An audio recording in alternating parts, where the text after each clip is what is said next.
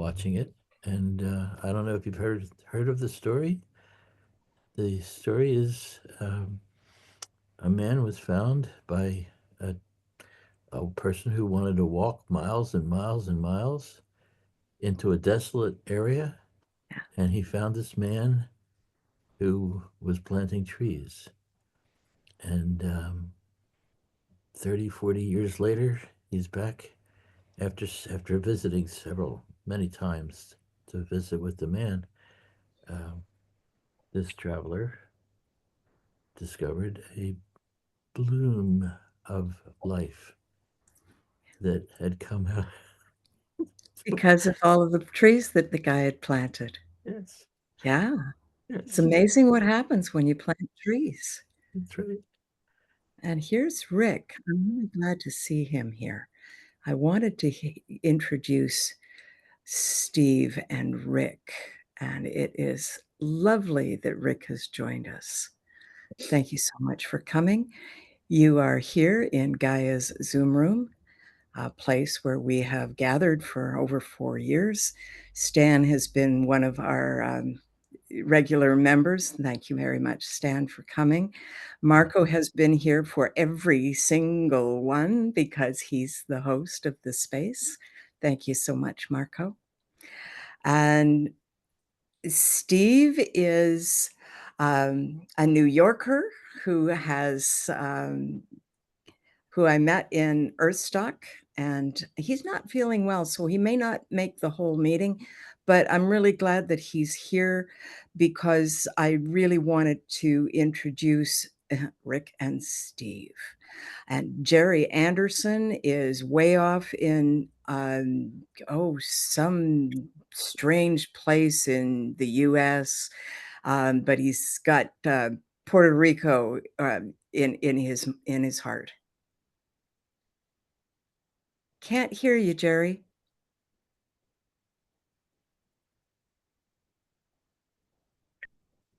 No. Okay, can you hear me now? Yes. Oh, good. Yes, I worked very hard in the forest today, so I don't know how long I'm going to hang in there either. I really like to hear Steve's report from his presentations. Yes. Yeah, that's very interesting. I'm looking forward to that. And Craig has just gone to say hello to his wife and will be back momentarily. Brittany, would you like to bring yourself in as the only other woman on the? Oh gosh. There you are. If you're able to hear me, Yep. I'm not. Yeah, you can. Okay. Yep. Because I got two headphones and one is really soft and then the other one isn't. So you want me to introduce myself? Please. Uh, okay. I have like well, I get like how I got here. I don't know. Watching Silesh's interviews then about like rewilding and veganism and everything.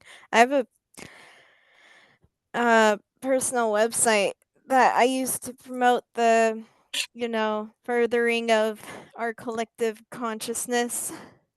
Um, that kind of explains me that I could post. You want to put that in the chat? Yeah. There you did. Oh, Okay. what was the I'm like, what's the topic? I don't know. So what I do is I pretty much retired, and yes, I'm a millennial. I worked since I was 10. And now I work on building the vegan infrastructure with vegan databasing. That I pretty much do all day unless I'm taking care of my parents. Good for you. Thanks for being here. There you are, Craig. I'm Good to see you there. Trust your wife as well? Can't hear you, love.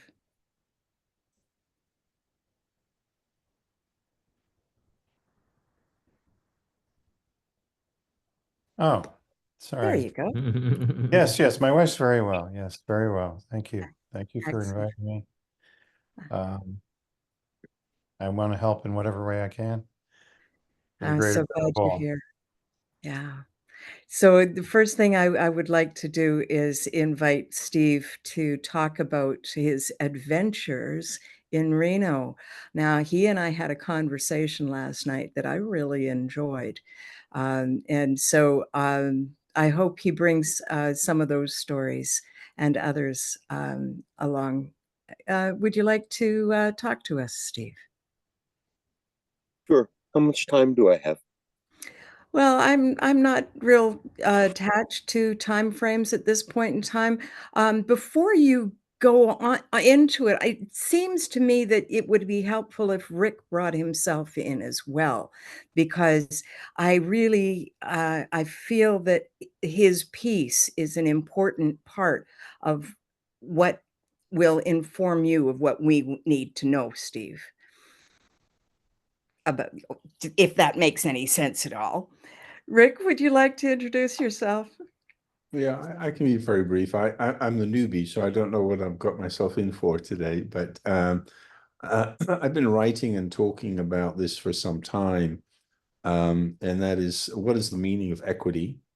Unfortunately, it's a word that has multiple meanings, and that's the limitation of English language, which actually makes it more difficult to actually go back to the original meaning of what equity means. And it goes back to Latin and Old French and whatever. It's fascinating when you get into some of these stories behind the evolution of meaning of words. And I'm particularly interested in the notion, which I've been writing this white paper on, chief equity muses, which is not an official position, because if they did, they can't fulfill their role because they get constrained by whatever group they're in. They're sort of free agents, emancipation agents, and I've been writing about something called equity meta-governance, which is about creating fair rules, fair game, fair play, fair opportunities, and fair rewards for all on a regenerating planet. And that's it in a nutshell. So I don't know whether that resonates with what you're going to speak about tonight, Steve, but I'm the newbie and I don't know what I'm getting myself in for. So first, We got kudos, you now. kudos to you for being willing to take the step, not knowing what you're getting into. Yeah. Most of us are here the same way, not knowing what we're going to get into, and then finding that we find a place for ourselves. Well, if I can just elaborate on it, it's not just but it's also being willing to take the not knowing position with bold humility, which is we're in short supply of in our humanity. We're also in short supply of common sense. Common sense apparently isn't all that common. Exactly. And so Go ahead. I've been around the planet and around the sun 70 times. I've done a lot of things in my life, from the military and the military industrial complex to being a building super in New York City of big apartment buildings, which is like being the mayor of a community. And I've lived in Nevada. I am a former New Yorker, Sharon. I am not. Yes, I still have the attitude. I really don't think I have the accent. And I no longer want to be in the cities any longer. I've run for public office in Nevada. I had a political consulting practice. And now I've come to realize that, and Brittany probably, I believe Brittany was on the call this morning at 11, or another Brittany. No, that so was I her. can't see her to know. No, it was me. Okay. And so the position I've taken is I'm not here to reinvent the wheel. There are plenty of people out there doing really good work. Now my mission is to connect wealth to viable projects. And so the way I've come to do this is I believe this has to start in the United States, because we have the laws to do it, and because I believe that the majority of the world is looking to us to be the leader it so desperately needs, and we're failing them. just the way all of our leaders are failing us. And here in the United States, I believe that both parties suck. Neither one has us in their top 100, let alone top 10 list of priorities. And so I've been telling Shannon, and this morning on the 11 o'clock call, telling them, Jamin, that I believe what we have to create here in the Gaia room, conversation.cc, is can't miss conversations. Because too many people are missing these. And that's not said to say that what you're doing is wrong, as somebody interpreted that earlier this morning. It just means that we're not sparking enough interest that people can't afford to miss these conversations because they're so impactful. And so it's up to us to level that up and set that bar. And the way I choose to do it is by poking the bear. Because if anybody can, the most partisan issues are what's dividing us. But if I can get people to agree with me that both parties suck, then we can have conversations about issues and take the partisanship out of it. And so now, the way I've started to express this, it came to me just over a year ago when Roe v. Wade was overturned. And Brittany, I see you have a hand up. I know you don't talk about politics here. And what I am doing is creating context to show that you can either spend money on these bullshit political reasons, crises that artificial crises they create every day, or we can put money into local projects that will benefit people locally, wherever local happens to be for you. And that was what I'm setting context, Shannon. I am not talking politics. So was I. I'm setting context. So to me, if that's the context we can agree on, then people our age and from our generation have an awful lot of assets right now that they're not quite sure what to do with. And all I'm saying is you can continue to choose to put them in these red versus blue issues that fight the battle for Hamburger Hill, going nowhere, back and forth over the same ground, accomplishing nothing. Or we can put them into these local projects, which are pretty well thought out. And I think the reason, Rick, that Shannon wants us to communicate is one of the things that's in our ecosystem of projects to get started is we've been working with world-class economists who have taught us normative accounting, where there are 8 different forms of capital, not the 2 that we live in this financial world today. They live in either profit or loss or debits and credits. That's it. That's all they know. And the system is extractive. We believe we can create ways of showing and indices to show a town or a community how wealthy and healthy and happy they are by a measurement of the 8 forms of capital, more so than the way we do today. I want to work only at the county level and below, because at levels above, I'd have to waste too many resources fighting the financial powers that be. I believe if I can get 5 or 6 counties together, I can now go to the state and say, hey, we've got these programs working in these 6 counties and they're working. And we need you to help us get this going to everybody. And if you don't help us, we'll tell everybody that you're keeping us from having this. And then I can afford to compete with the financial powers that be. And so it's about a whole ecosystem, a new way of looking at things, new ways of building homes and communities, because we build them wrong. That's the one time I use the word wrong in any of the conversation earlier. I believe that we can be, you stop and look at how much the average global citizen spends just to heat and cool their home. And most of that could be alleviated in how we build homes. And how we build communities matters too. What's happened to the public square? Towns should be built around a transportation hub to get people out of town or go to other places where they need to get goods and things like that. And most should be walking, healthy, growing their own food.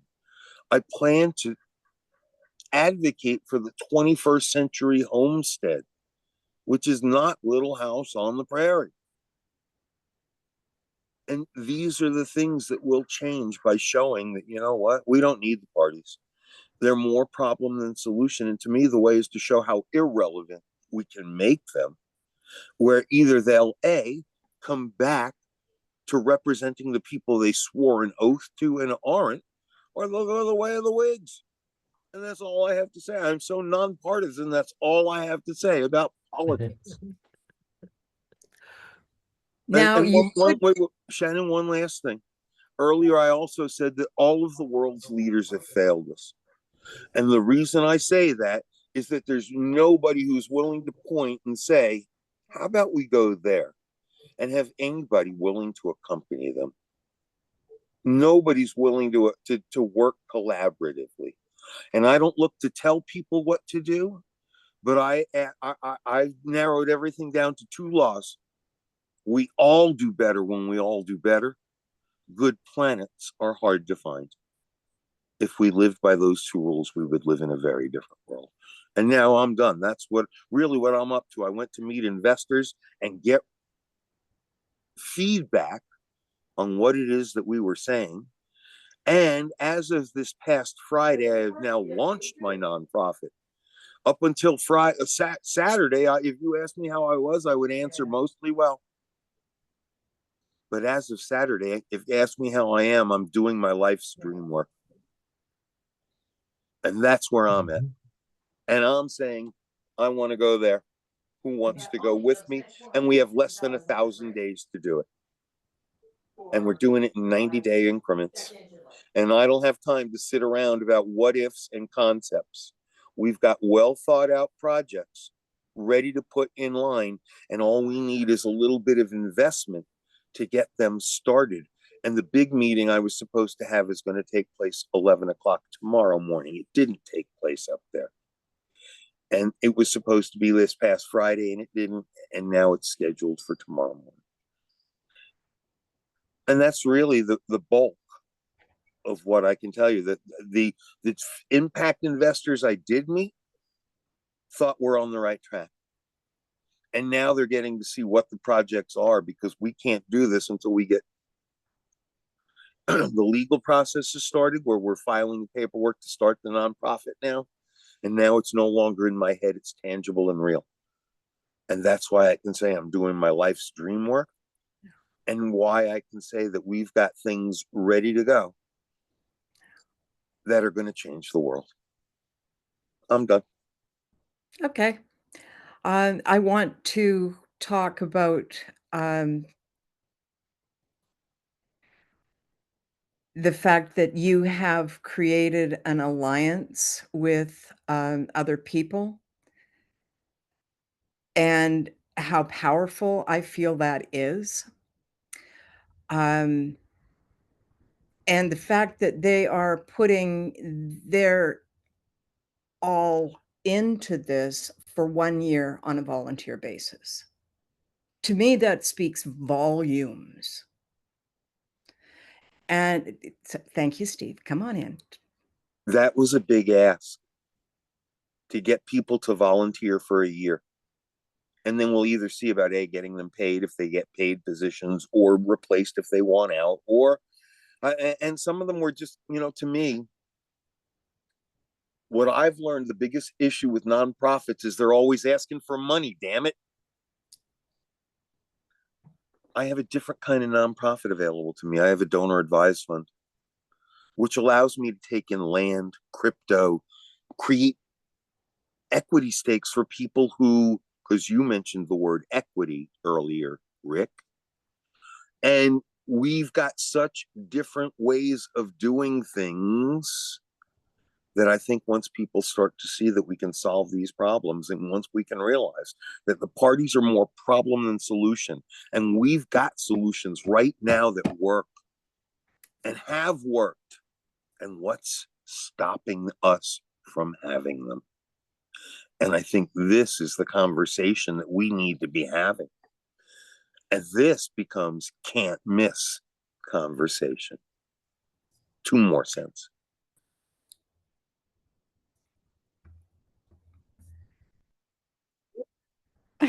Sorry about that.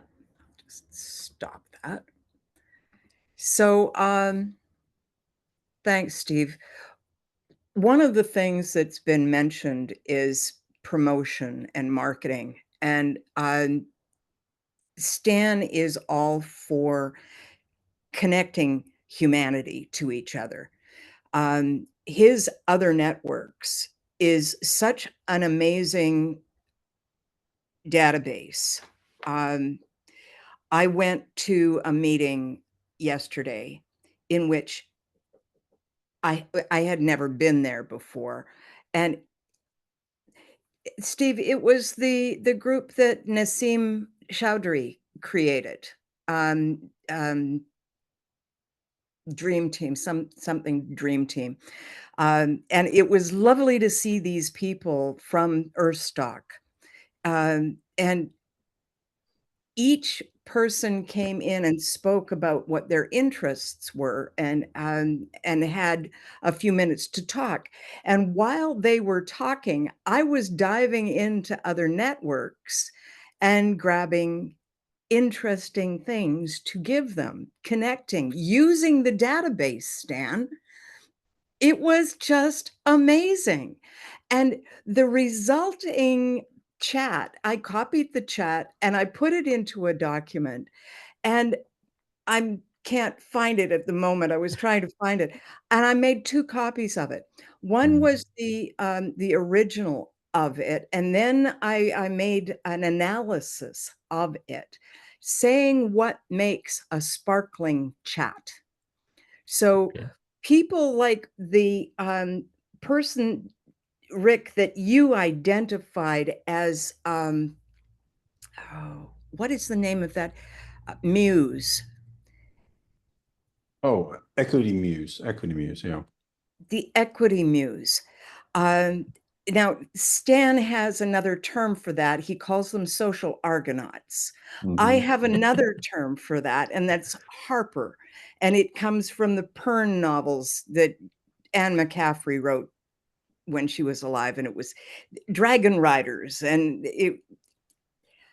the Harpers are what you're talking about. Same thing that Stan, the social Argonauts.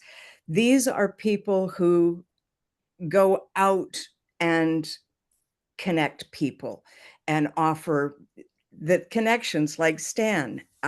All of this work kind of all came together last night when I got off the meeting with Steve, and it just, I need to make this, and so I've got these 2 documents that describe what kind of they're the beginning of a larger description of the job of a social Argonaut. And I'm going to use that term because Equity Muses, I understand all the reasons why you called it that, but the social Argonauts, I mean, we're all on a quest here, and on the way to find the golden piece. And I am charmed by his mystical way of thinking about it. And Stan's not a mystical man, but he has a quirk that I enjoy.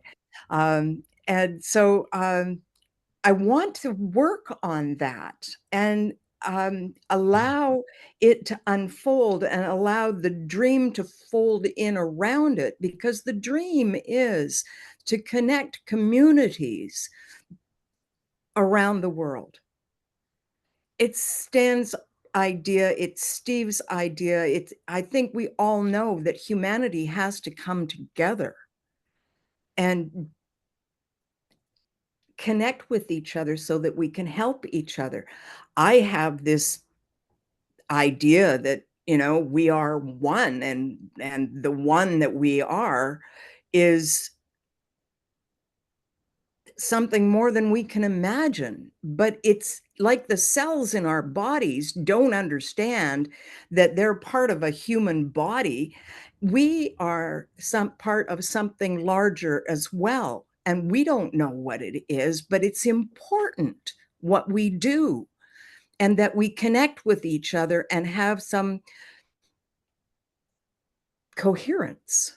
So that's my idea. What do you think, Rick? Well, I really appreciate the way in which Steve spoke about the need for decentralized power and going and really it's enabling people to recapture their own personal and collective sovereignties over the mass marketing culture of indoctrination that we live under, which is frightening beyond belief. Because there's a new book by Adam Grant, by the way, that came out called Hidden Potential. If you've not read it, it's an amazing book because it really talks about the abundance of human potential that we're not anywhere near tapping into the creativity of that force. A couple of quick points. One is, you know, in order for that decentralized process to be able to mushroom, if you want to use a metaphor or whatever, then you know, it does require a meta governance, an equity meta governance. And equity meta governance is about how do you decentralize and empower others. It's not about megalomania. So yeah, thank you. I saw that give take. Okay. Yeah. That's Adam Grant on my desk. Yeah. And two other some quick random thoughts, and Steve, I'd be interested if you're familiar with it, but there's a SOCAT conference, which is, I don't know if you're familiar with it. I've been to it a couple of times. I'm not going this year for different reasons, but I have been to it. Mixed feelings about it. There's another organization called Represent Us, which is a bipartisan movement trying to deal with the dysfunctional duopoly. And then more recently, I've been reading up about the Forward Party. I actually met Andrew Yang at the Represent Us conference, and his thesis is that we need to have the Forward Party consists of conservative and Democrats who are willing to talk to each other. But it's a step in the right direction. But boy, do we have a dysfunctional system beyond belief. And it's the wickedest of wicked problems. It's the meta crisis, the dysfunctional systemic power dynamics. Anyway, there's another full stop, and I'll hand off to somebody else. Well, wicked problems. I mean, can you imagine a baby at the very beginning having to go through that moment of breathing in for the first time? Tell me about meta problems. I think that we're doing the same thing. Oh, one other thing I just mentioned, I haven't read it yet, but I'm going to. Malcolm Gladwell just updated his book on tipping point. And I'd be very interested in where he thinks it went wrong, because I liked it, but I just thought it was short on many things, but it was incredibly effective book. And he talks about connectors, mavens, and whatever.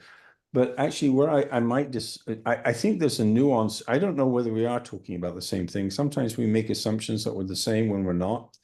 And I think for me, equity muse is a heterogeneity of archetypes, and it's not clearly defined, because you need to be different archetypes in different situations.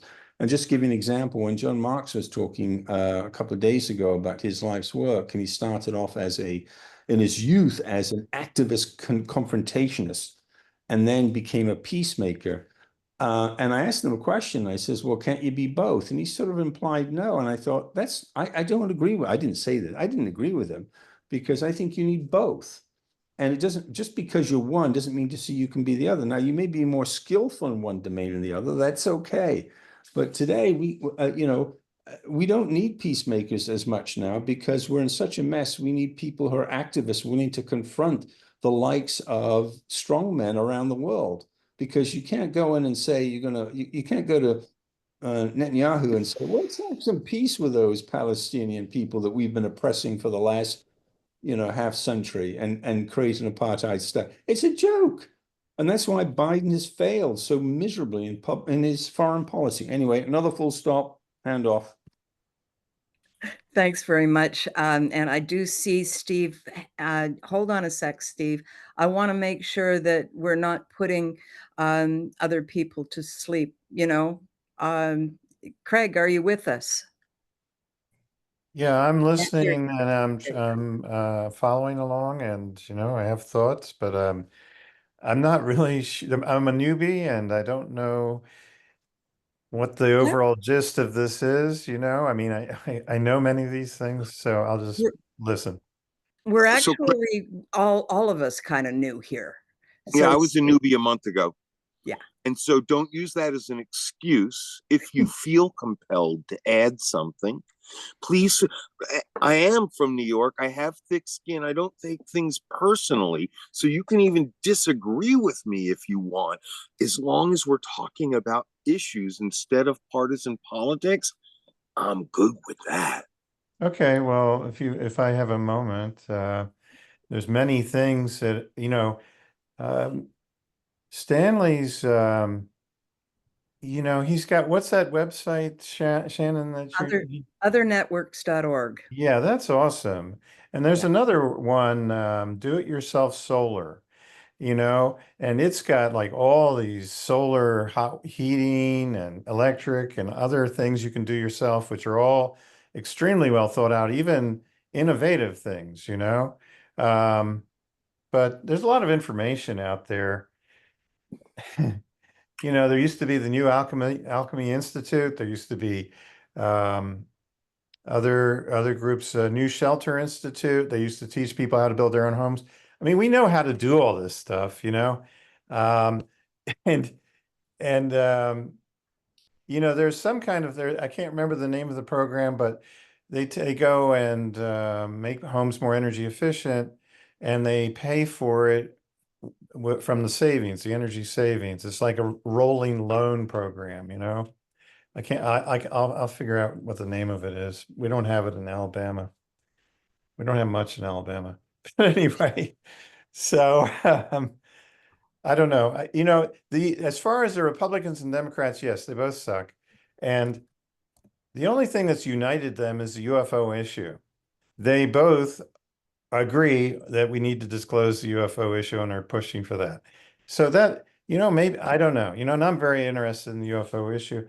Maybe if we realize, and it comes out, and we realize we're not at the top of the food chain, somebody else has survived long enough to develop the technology, hasn't nuked themselves, hasn't destroyed their planet. Maybe other people, the citizens will, maybe we'll pull together or something. I don't know. So that's all I have to say. I'm trying to make it brief. We've got 2 hours. Gentlemen, relax. Jerry, have you got, are you just soaking this up? Oh, but there's Marco. Marco wants to talk. It's okay, Jerry. I'm just listening. Okay, good. Marco. Did you say I want to talk? Well, I saw your hand go up. Oh, that's because, yeah, I just crossed my hand across my phone, but yeah, I can throw in a couple bits. As far as being a newbie, we may be newbies to this particular space on the web right now, but we're not new to the world, and we're not new to what's going on in the world. And I find anybody that ends up in this space, it's usually you're being invited, and you don't get invited here unless somebody thinks highly of you already. So, and knows that you're connected to the sorts of ideas that we kind of promote here. And those are all about making the world a better place for everybody, human, non-human, taking care of our Mother Earth. So don't ever feel shy to express what you're doing in the world towards that, or to ask what you can do that's already being done and join help with that. And with that, I'll pass the talking feather. Well, thank you so much, Marco.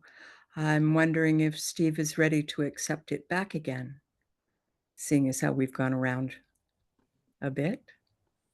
Oh, except for Stan. Steve, do you want to pick it up or do you want to give it to Stan? So I won't I take have very no long. problem letting Stan speak. Thank you. And if he doesn't want to, I will continue. But I believe Stan should have a turn too. Okay. Well, you saw me take a phone call while the phone rang, and it's my long-term friend, Malika, who operates an organization called the Afro-Culture Preservation Council. And they have been creating year by year for 30 years, or maybe almost 40 years, I don't remember exactly, the Kwanzaa Children's Festival. Kwanzaa being a self-made African holiday that occurs right after around between Christmas and New Year's each year. And Malika and her friends have been running this for 30 or 40 years, and it's kind of sad because um, her friends that helped her to get it started are dying off, and she's starting a new board, and she's got a new project, and she just called to tell me that one of the council people, city council, the lawmakers for the city, attended her meeting and is listening to her, and she wants to create a section of a street in Philadelphia that she wants to call the Zawadi Village. Zawadi means gift.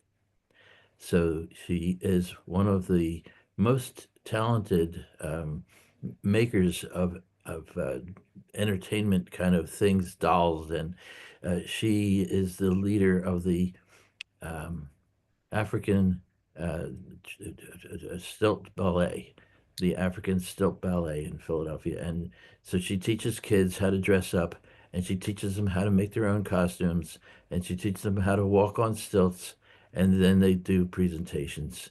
And this has been going on. She's been doing this for 20 or 30 years too.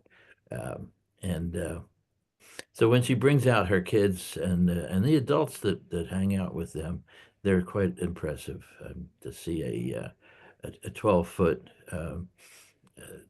all decorated in exotic clothing and it's 12 foot high, walking down the street. It's really quite impressive.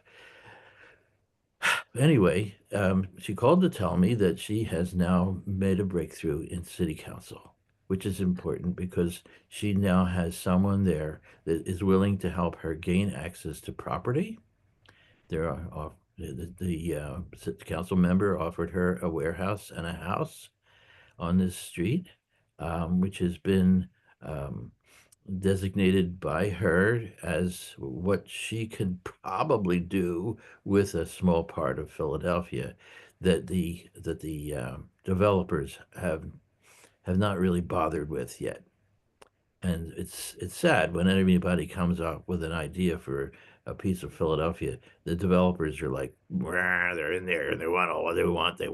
But anyway, she's gotten now a foothold in this Zawadi Village, she calls it. She wants this section of 52nd Street to be renamed the Zawadi Village, and I've been working with her on that particular project for at least 5 years, and yeah. And right now, she said to me today, and I was very happy to hear it, that she has found somebody to be the treasurer of her organization because I've been the bookkeeper for 6 or 7 years now, and I really don't have time for that. to be her bookkeeper, even though I'm the only one that's been able to do it. And she runs her Agriculture Preservation Council on usually under $20,000 a year, and she has been getting grants. And I was writing grants, writing proposals for it, but I had to stop because somehow or other, Humanity Rising took over my life, and Yeah. she knows that, and oh well. But she's making headway, and I'm Well, very excited about that. And so, in terms of talking to Steve and his ideas of small communities needing to be built, well, I know one that's possible. So thank you, Steve. Thank Rick. Now, thank you, Rick. I have to thank for the better explanation of equity muses than I've heard from him before. I've been talking to Rick for a couple of years, and it's always been a wonder what in the world is an equity muse. And now that Shannon has reconfigured the concept and associated with my um, social Argonauts. social Argonauts. Yes, thank you. Social Argonauts are like the Argonauts that were on the path to find the golden fleece. And I turned it around and said, "Well, let's not find the golden fleece. Let's find golden peace." And that's what my social Argonauts are supposed to do: find the world and make the world better by helping people find each other and making peace. So I'm done. Thank you. Thank you so much, Stan. Hmm. That's wonderful. I am so glad that the Kwanzaa kids are gonna get some, a place to be and to Hmm. build Hmm. their stilts and practice their dances, and Yeah. that's wonderful. That a whole community can, start because of just that. Hmm. Thank you so much. And Craig, thank you so much for modeling good behavior. Put your hand up so I Hmm. can call on you. Thank you so much. Come on in. Thank you. Yeah, I'd like to start an intentional community, a couple intentional communities. I know of one that's really awesome. And, like of energy efficient houses, maybe small houses and community center and so on. Um, anyway, I think that's really needed, really needed. People, even tiny houses, energy efficient tiny houses and stuff. So I'll stop. Craig, did you get the agenda? On the agenda for today, I included a link. So I'm going to see if I can find that. Oh, you have no idea how hard it is to find anything on my computer at this point. Um, but I'm really impressed with this one, and so I'll just stop talking while I look for it, and and hopefully, um, what I can do is I can say, Craig, if you're done for the moment. I just want, huh? No, you're not. Carry I want to on. say there is a directory of intentional communities and also ones that are people want to form, create. So now I'll stop because I don't want to take up everybody's time. I don't know the agenda. Yeah, Twin Oaks has the Federation of Intentional Communities. I have a whole directory. And then there's GEN, which is the Global EcoVillage Network that has eco-villages all around the world. So there's FIC, Federation of Intentional Communities, that's located down in West Virginia at the Twin Oaks Center. And then the GEN, and I don't know where that headquarters is, but it might not even be in one specific eco-village, but it might be in, what's that famous one in Scotland called? They grow really big plants. Findhorn, maybe? Findhorn? Yeah, Yeah. Findhorn. Enduring, yeah. Greetings, everybody. Hmm. Just came in and I have my camera off temporarily because I'm in the middle of getting ready for bed. Okay, nice to have you with us, Azza. Thank you. Absolutely. I also want to welcome back Angela. I'm glad you came back. And I'd like to welcome Joan. Thank you so much for joining us. Joan Thank and you. I have been in conversation about our heart gardens for, well, almost as long as I've known her, probably 8 years. So 2014. yeah, yeah. And thank you so much for always supporting me, as you My do. pleasure. Always. My best girlfriend. So Craig, I put into the chat the piece that I put into the agenda about the project in Duncan, nonprofit seniors center that shelter that turned into something far more important, and it's got some traction, and traction is important. Yeah, have a look. And Steve, you've got your hand up. As a matter of fact, I did. So you and I have had a couple of conversations over this weekend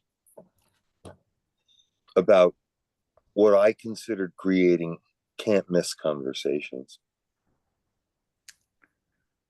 And the one thing that I told you I believed is really now missing was a sense of urgency. Because I've come to realize that a week ago last Monday, we started a 1,000-day countdown. The politics of this I don't care about, other than I believe both red and blue suck.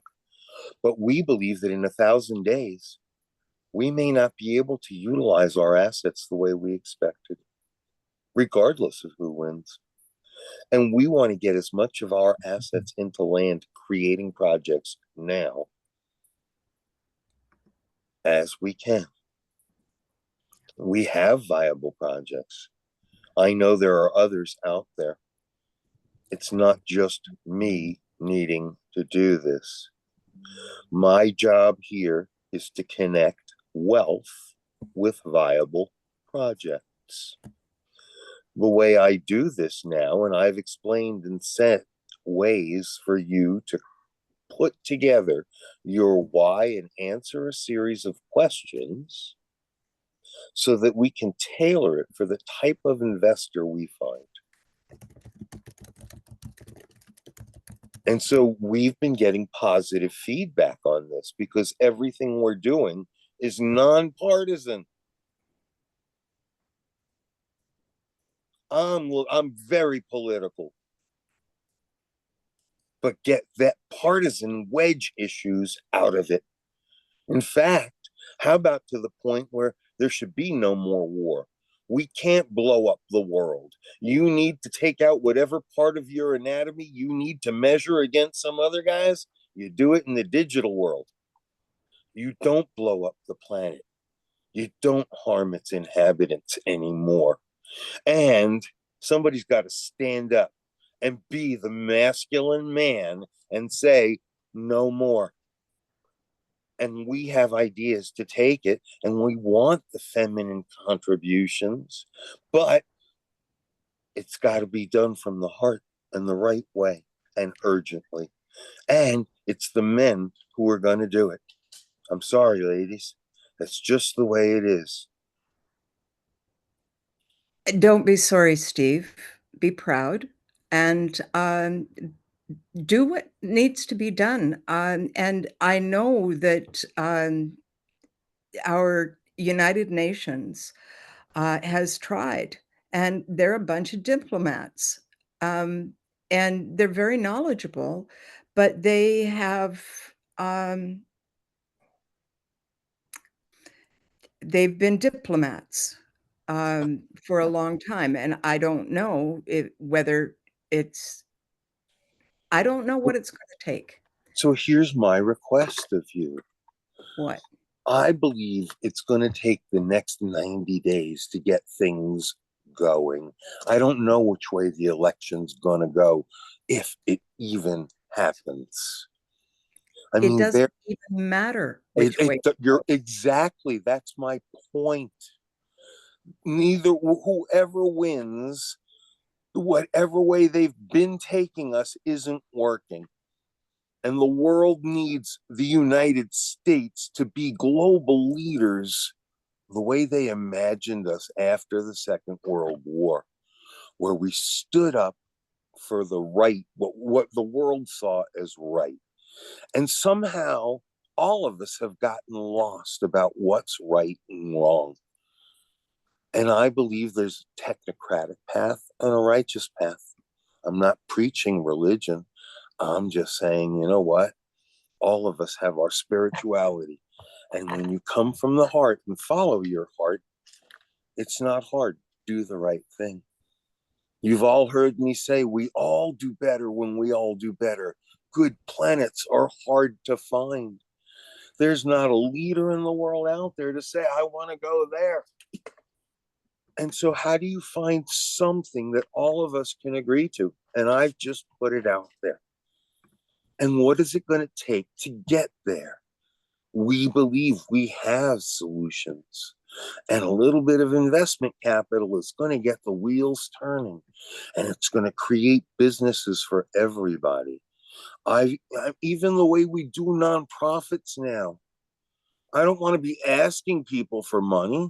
We want to be investing in people, helping them build businesses and getting an equity stake so that we can then earn money to invest in more businesses. We believe there's 8 forms of capital, not the 2-dimensional financial world we live in. I've been in the military and industrial complex at a really high level. Shannon knows. Most of you don't. Until I decided I didn't want to channel my energies there anymore. And so I became a building superintendent, which I equate to being a steward. The earth needs us to be better stewards than we have. And my business partner, in fact, says, and an earth that provides us everything and asks in return only to be lovingly touched. And I don't believe we've been lovingly touching the earth that sustains us. Some have, a few scattered people, but the majority of us aren't. And what are we willing to do to change it? And how are we going to put it into effect right away? Because there is a sense of urgency. We may not have our assets in 1,000 days, the things that I hear that governments are planning to do because of the financial powers that be. And the United States is the only place that the laws are already in effect for us to do the things that we need to do. We need Steve, to bring, yes? interesting. While you've been talking, I've been browsing the chat. And one of the things that I wanted to bring to your attention was that Brittany asked for information.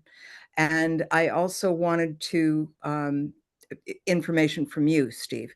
And Rick, I wanted to bring attention to Stan. I wanted to bring Stan's attention to the link that you put in the chat, forwardparty.com. And mentioned to Steve that, Rick, you're trying to create a new party. It's not a new party. It's more of a role that wherever you are, you can be an Equity Muse. Equity Muse officers are people who actually train Equity Muses in their different functions, and you know they're the people who are willing to challenge group think, for example. I want to actually dovetail something on what Steve just mentioned a moment ago, and that I couldn't agree with you more. You know, we need men to take out bad men actors. But I would put a yes and to the statement because you know, this is a concept which I don't know whether, you know, sometimes you think of a concept and you think, oh, is that you or somebody else? It's probably been reinvented somewhere else with a different name. But the notion of coarchy, which is really it's the benevolent form of patriarchy and matriarchy, without the pathological controls that either of them can do, although men are far superior at it than women. You know, how can we, and why I bring that up is it reminds me of a book called Good Man by Rebecca Traister, who talks about the role of women in social movements. It's an amazing book because women do not get the recognition for their forces of social transformation, and that men get recognized and women don't. And so I think it requires a new relationship in you know, I mean, we talk about Mother Earth, we don't talk about man's Earth, we talk about Mother Earth or Pachamama or whatever construct you want to use. It's really it's really a question of how to harness the power of our heterogeneity, sexualities, without necessarily resorting to a division. I agree. Listen, Shannon will tell you that I agree that the feminine energy is required to balance. But right now, what needs to be is male energy, which somehow has gotten lost along the way. Well, I disagree. I think it hasn't got lost. I think the wrong male energy is dominating, and that is the problem. Oh, okay, I'm willing to agree with that. It's so the it's like, pathological male energy, the toxic masculinity, the strong men, yep. etc. We haven't taken those son of bitches out. That's what the problem is. Well, so I don't speak in those terms because where I'm going, and I've poked my head up and played whack-a-mole before and had it struck on many times. I've run for public office. I've helped others run for public office. I spent a few years, 2+ years, working to build an independent national third party with really powerful people until we gave up because it's not worth it. And I've told Shannon when I became nonpartisan, and this is now the way I see it forward, having no allegiance to any party, where we get to point out where the parties have lost their way and how they've forgotten about the oath they've sworn in terms of who they represent. And now this is what's called for. And I don't want this to be violent. I really don't. It takes a strong man to be able to stand up and take what's going to be coming my way and the ways my partners are. And I've been knocked down a lot in my life. And now this is all I've got. So you know what? Hit me with your best shot. This is my message, that I'm here to connect wealth to viable projects, because somebody's got to be the adult in the room, and somebody's got to show us how to harness the power of the earth and live with it instead of destroying it. I had a debate with them about their naming of their call at 11 o'clock about calling for global cooling. When I ran for office in 2008, I found out that as soon as I mentioned the words climate change or global warming, I lost half of my audience. But if I said protect the planet and its inhabitants, I got 90% of the people willing to work with me and see what I had to say. This is a language and a messaging issue. When Roe v. Wade was overturned, I've learned how to put a financial dollar figure on things that people can see what we have been doing. And now say, either I can put my money into those issues and accomplish nothing, or I can put them into local projects, wherever local may be. And we have a system for building new communities and putting people to work. And the financing is the wrong word, because we need to re-educate people. We need to make sure that we can agree on truth. We have to stop changing the meaning of words and communicate honestly, openly, and fairly.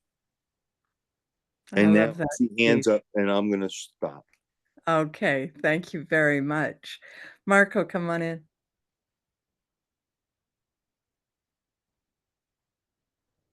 Yeah, thanks, Shannon.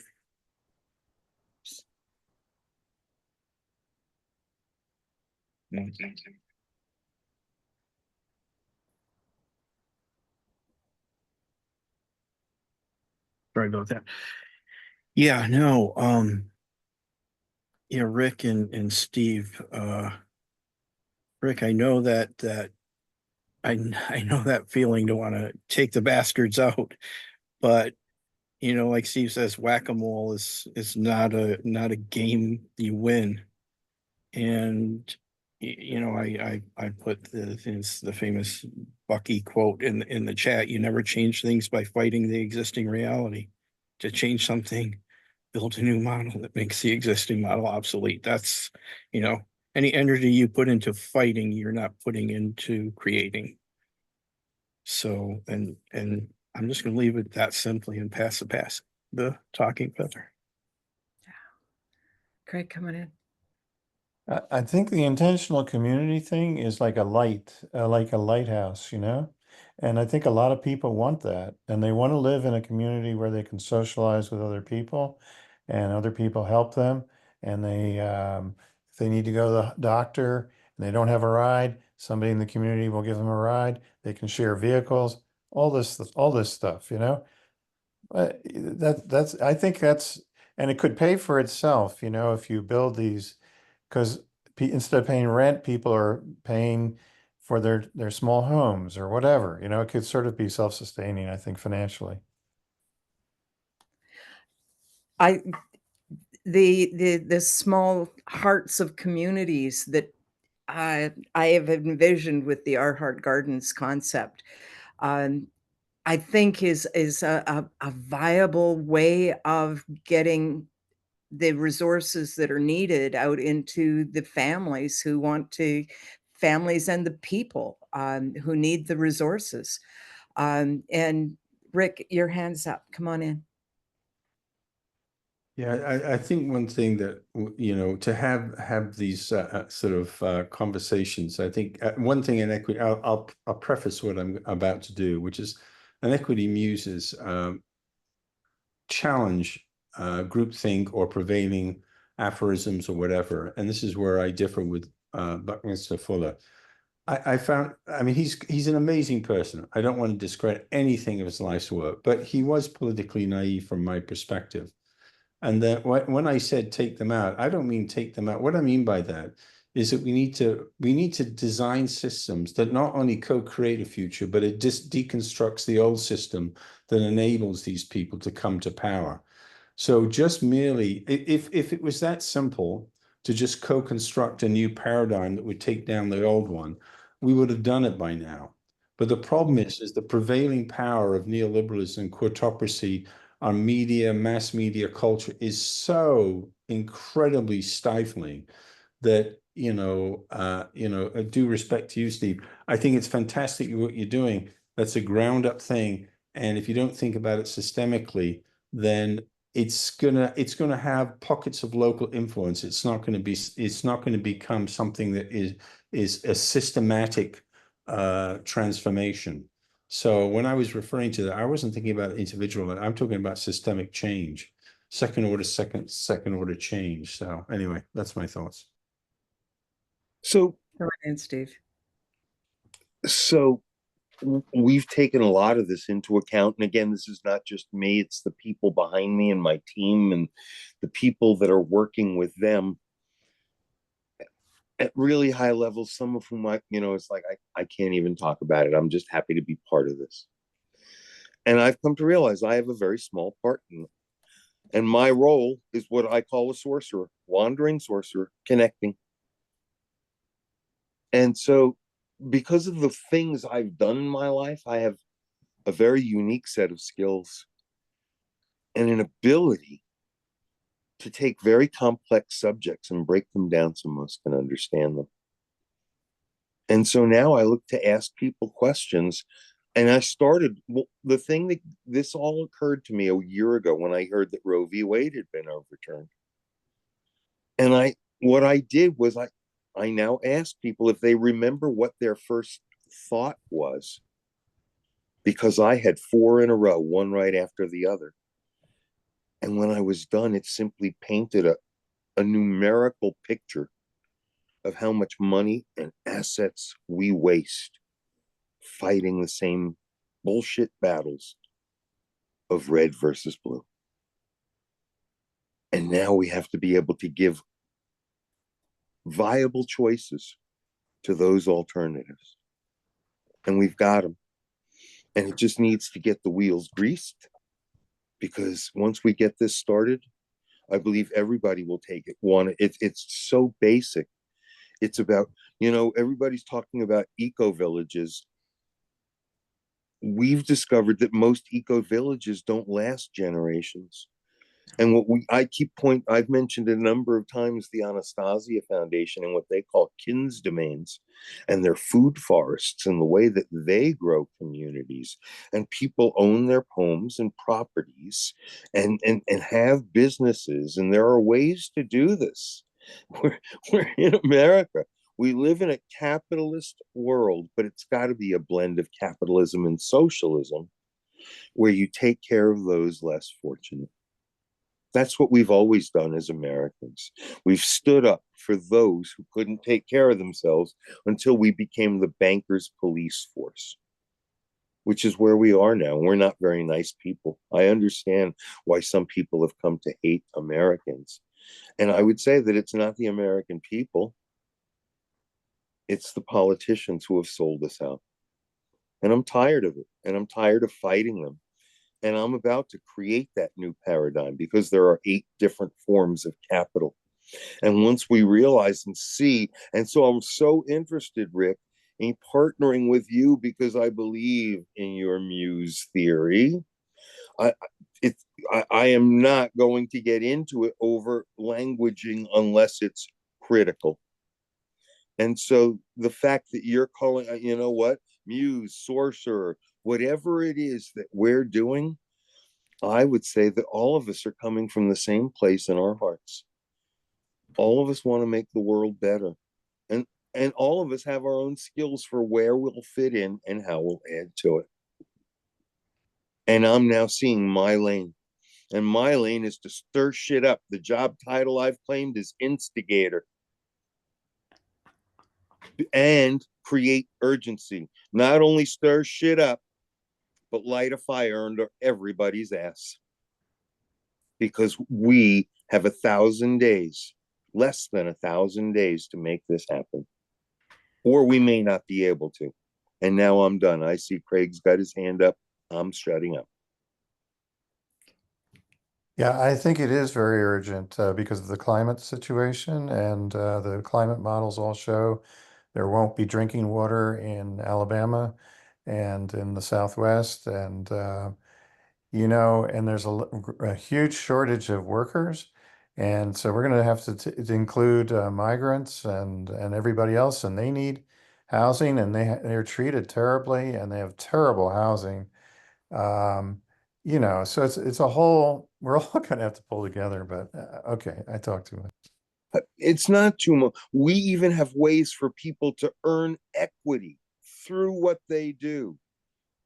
And living universities. I've said here, some of you have heard me say that the government's plan in case of emergency is a FEMA camp.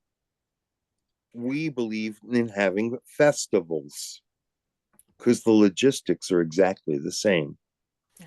And we believe in sponsoring festivals where we will take people and send them out and show others how to build the kind of communities we found work.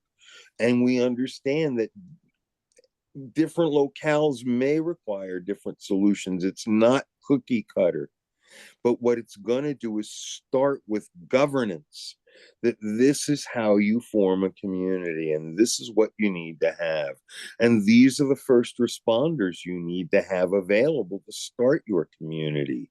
And we've even gone so far as trying to show how we can help towns and communities fund their retirement programs simply by giving first responders land.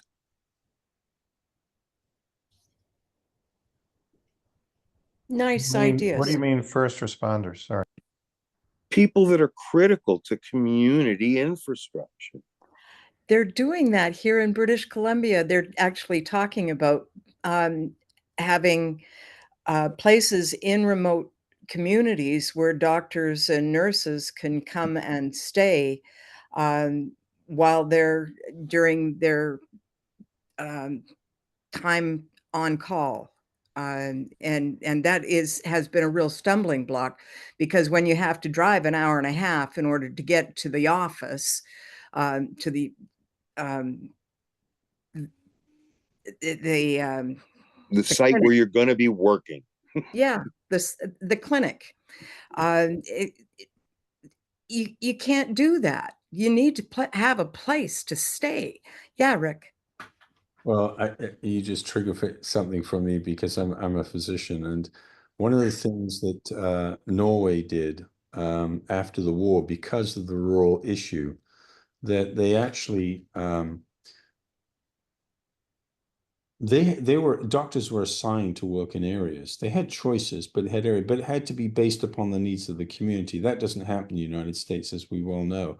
So it becomes an issue between what do we want to have as service to the community and the needs of the community versus the right to the individual. And of course, the United States, we know which side that's balanced on.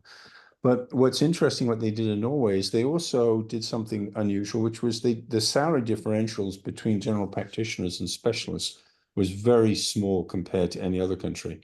So that's another reason why there's a dire shortage of primary care physicians in this country, which is not going to get solved anytime soon.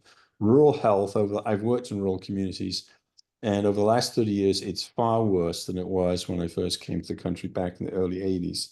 And it's not getting better. I mean, inequities across the board, educational, social, housing, yada yada, it is atrocious. And nobody's really addressing the issues of inequities across the board, educational, housing, social, economic, yada yada. The society is designed, and neoliberalism is designed to escalate inequities where, what is the top 8 most wealthy people in the world own more money than 4 billion people. I mean, if there's more obscene than that, tell me. I mean, So Rick, until you deal with the power of money, put aside partisanship, I agree with you, but it's all about power. It's all about megalomania. It's about people wanting power. And we don't know how to regulate people's power. Elon Musk giving $1 million a day up to the election is just a complete and utter charade of absolute libertarianism. It shouldn't be allowed. well, it's because we allow money to take over politics. We've Exactly. sold the system out. And Yeah. so what we're trying to do, what we're doing, Rick, is starting at the county level. And because there you can really make a difference and an impact and get counties at the county. And counties are important. Yeah. And then you can go and say to the state, hey, we need your support here. And if you don't give it to us, we're going to tell everybody that you are keeping us from this. And the conversation has to be, if you take the partisanship out of it, you can actually discuss issues. And then once you discuss the issue and you get to the part where what's keeping us from having this or that, inevitably it keeps coming back to the parties having sold us out, that laws have been set up that hurt us. And there have got to be changes. We're beyond the tipping point that Malcolm Gladwell spoke about. And now, if we don't do that, it's going to get very violent. And we're looking to prevent that.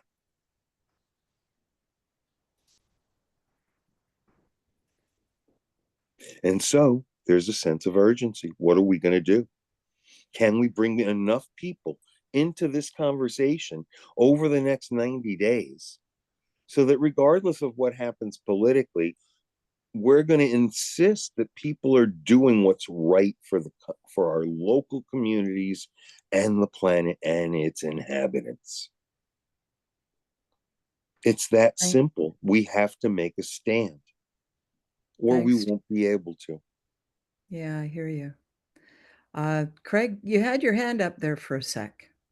Yeah, the city here, the mayor has the biggest construction company, home construction company.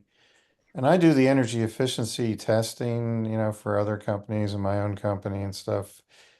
And they just they do the blower door test, but there's no drywall in the house, and they sign it off and stuff, and the inspector takes it, and it's just like, so, cities are corrupt and counties are corrupt too. And the Koch brothers and Alec have funded, you know, state legislators, junkets, and all this other crap, I mean, yeah, it's probably easier on the city level, but there are money in politics is screwing up even city and local stuff. Yeah, I think you kind of have to go outside of the city, and I don't know, anyway. But I think the intentional community, there's an intentional community. Everybody owns their own piece of land. Well, they own the land collectively, but they own their house individually and stuff, and they build them energy efficiently and stuff. I don't know. So Craig, as a young man, I did construction in New York, and I'm a third generation building superintendent, chief engineer in commercial buildings. I was one of New York's 1,000 green supers, a certified high-rise fire safety director. I've done a lot of things in a lot of different ways, and this is why I've been brought in where my experiences and so many logistics and the things I've done in the military and all these things, I'm kind of grounded, and I take that superintendent position or steward position, nonpartisan. And I've done that for quite some time, and my name and reputation is pretty important. And I've been communicating in a pretty consistent manner for quite some time, where I've developed a brand here. And it's not about me, but who I am and my ability to tell stories, I believe will make a difference and connect the wealth to the viable projects and create the new vision that we have of what we could have here on Earth. Yeah, Steve, do you have a website? Do you have something where you can? Not yet. I'm working on getting that, and again, now it's just going to be passed through. It's a nonprofit. It'll be about the projects. Yeah. And when so it's like, when I can't discuss the projects yet. I have intimated in private conversations with Shannon how comprehensive and well thought out, and while they start at a very small county and below level, they are global concepts built to be replicated. Fantastic. And What I'd like to say about that, Steve, is that as much as you want to devote a lot of attention to each of the projects, I think it's really important to have written the overall concept, so that people can see how everything fits together. and I can assure you that we're working on that as well. Okay. It's like a vision this grand has to be able to be broken down into parts and have the proper visuals for it to create, so that people will get it. It's hard for me to explain to everybody from this blank screen that you see in front of me now, because I got the lights out. Yeah, it's dark, and I got the lights out, and don't want to attract bugs. So it's the kind. I believe, Shannon, you've known me long enough to know that I'm going to get this material produced pretty quickly. We're working on it. Paperwork, like I said, since this past Friday, my nonprofit is starting to be formed. It's now out in the world. There's a board of directors, and two people agreed to join today. And so And all of them have volunteered their services for a year. So we've got something pretty powerful going. And when I say that, when I was asking for well thought out projects articulated in a certain way, Shannon, you now know what I was going to do with it, and how we take a project after we've asked the questions, and then we go through it and figure out, well, who's the investor that's going to do that, and what do we pick out of that that's going to attract that investor. This is what I've been learning, speaking with all these investors up there, is you find out what floats their boat and what kind of projects are they seeking. Because right now the opportunities for impact investing are very limited. Because I have a donor advised fund available to me through the SDG Global Impact Fund, that lends a little bit of credibility to it, because they've got tens of billions of dollars behind them. Even they're looking for ways to put money. What we want to do is start connecting impact, wealth, to viable projects. And when you see what we're coming out with and how it can be literally done anywhere, but there's governance behind it and structure, and you'll see how well thought out it is. You know, Steve, if you have any need for this, so it's funny because when you were talking, you reminded me of a song that my wife showed me a couple of nights ago, which was "Power to the People," Patti Smith. Mm-hmm. And she did it in it was an impromptu thing. It was a video thing of it, and it had like 150 people just coming together and doing it. And it just captured the sentiment of power to the people from a different, in a different way than John Lennon did. But it speaks to that sentiment about. Can you send me that? It's in the chat. I put it in the chat actually. Shannon, can you send me the notes in an email, please? Oh, When I'm on this, I don't do real well on this little document when it comes to. I will copy the chat and send it to you. Are you running it through at your AI to get Well, we've got the AI turned on. Marco is going to send me the recording, so we're going to do what we did last week, which of course I'm kind of limping at this point, because Tactic wants me to provide more money in order to get it to actually perform more. So Shannon, how much do you need to do that? I've asked the question. I don't know yet. As soon as you can, please put it into the space here, because there may be some of us, if not us directly, who can make that impact for you. We have to stop allowing ourselves to be limited by a lack of funds.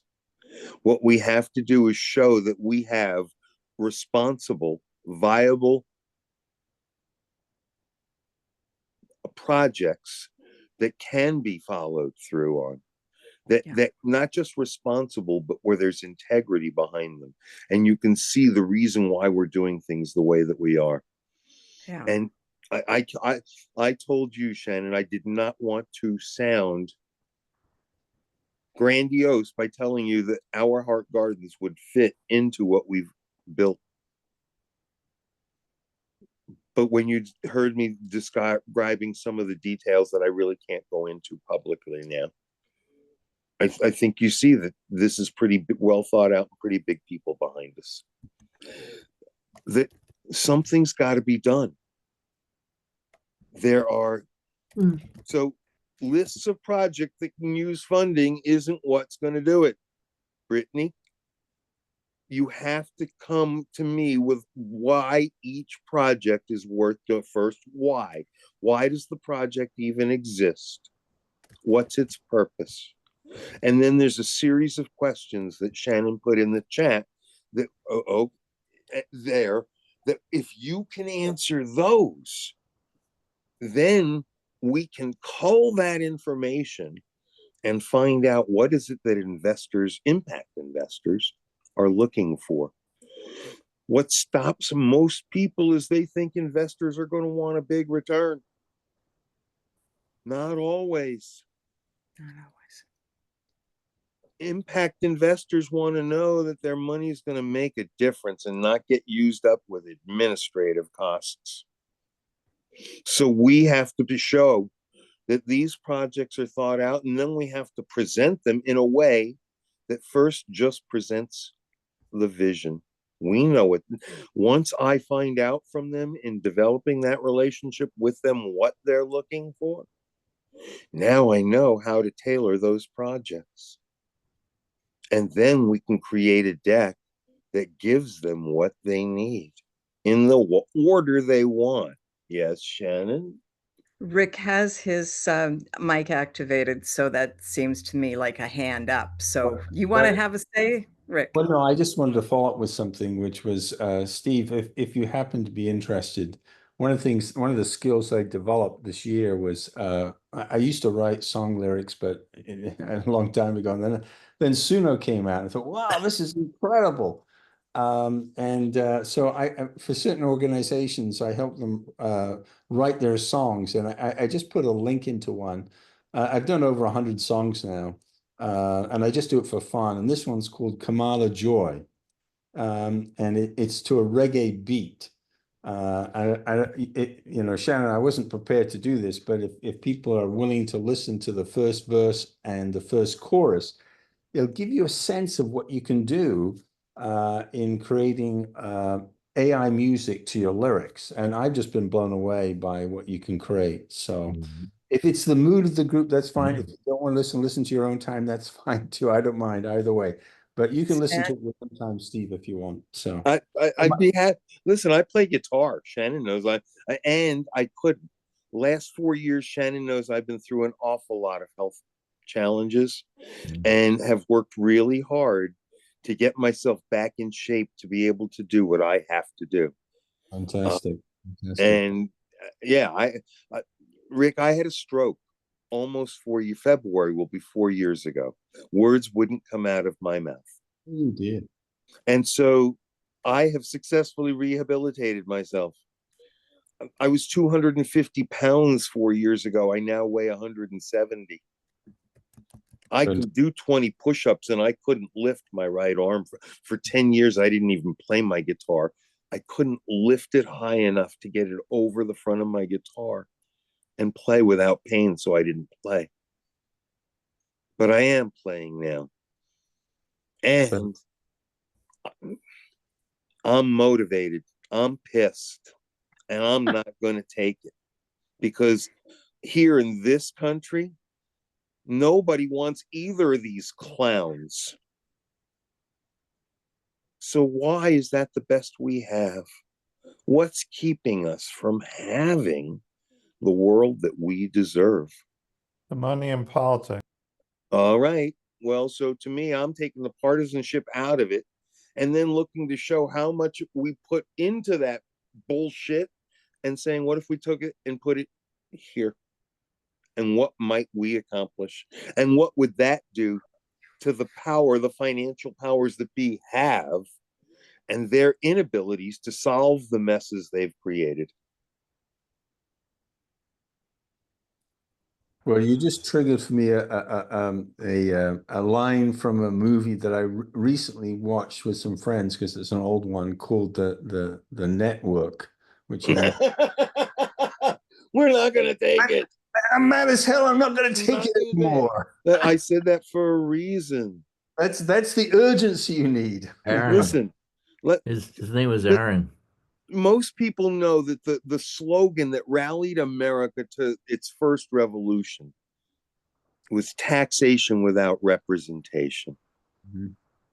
I believe what's happening now and what's going to rally people now is representation without representation. Because we have representatives, they just don't represent us. Yeah, Stan's got a whole idea on that one. And we're going to let him talk about that if he wants to right after Aza.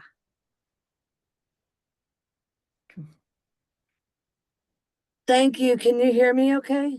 Yes, we can. Okay, good. I just wanted to say about the whole idea of what do we have to do. It's all about, in my personal opinion, experience, about people waking up. Mhm. The only reason that they get away with what they get away with because people think they're slaves and they have to conform to all these laws and rules that actually don't even apply to us. Me and Marcia, I've been studying this whole thing since they stole my daughter 3 years ago. But you know, they are, meaning government, the people who are, you know, who exactly they are is a whole conversation in itself. But we know the faces of who they present here on planet Earth. But the strings that they're pulling from these beings and who is actually a clone of other things, we don't even know. But the point I'm trying to make is people are asleep and afraid. They're afraid to stand up to all of the lies about every statutory agency that controls us and all of the corrupt activities that they spew out.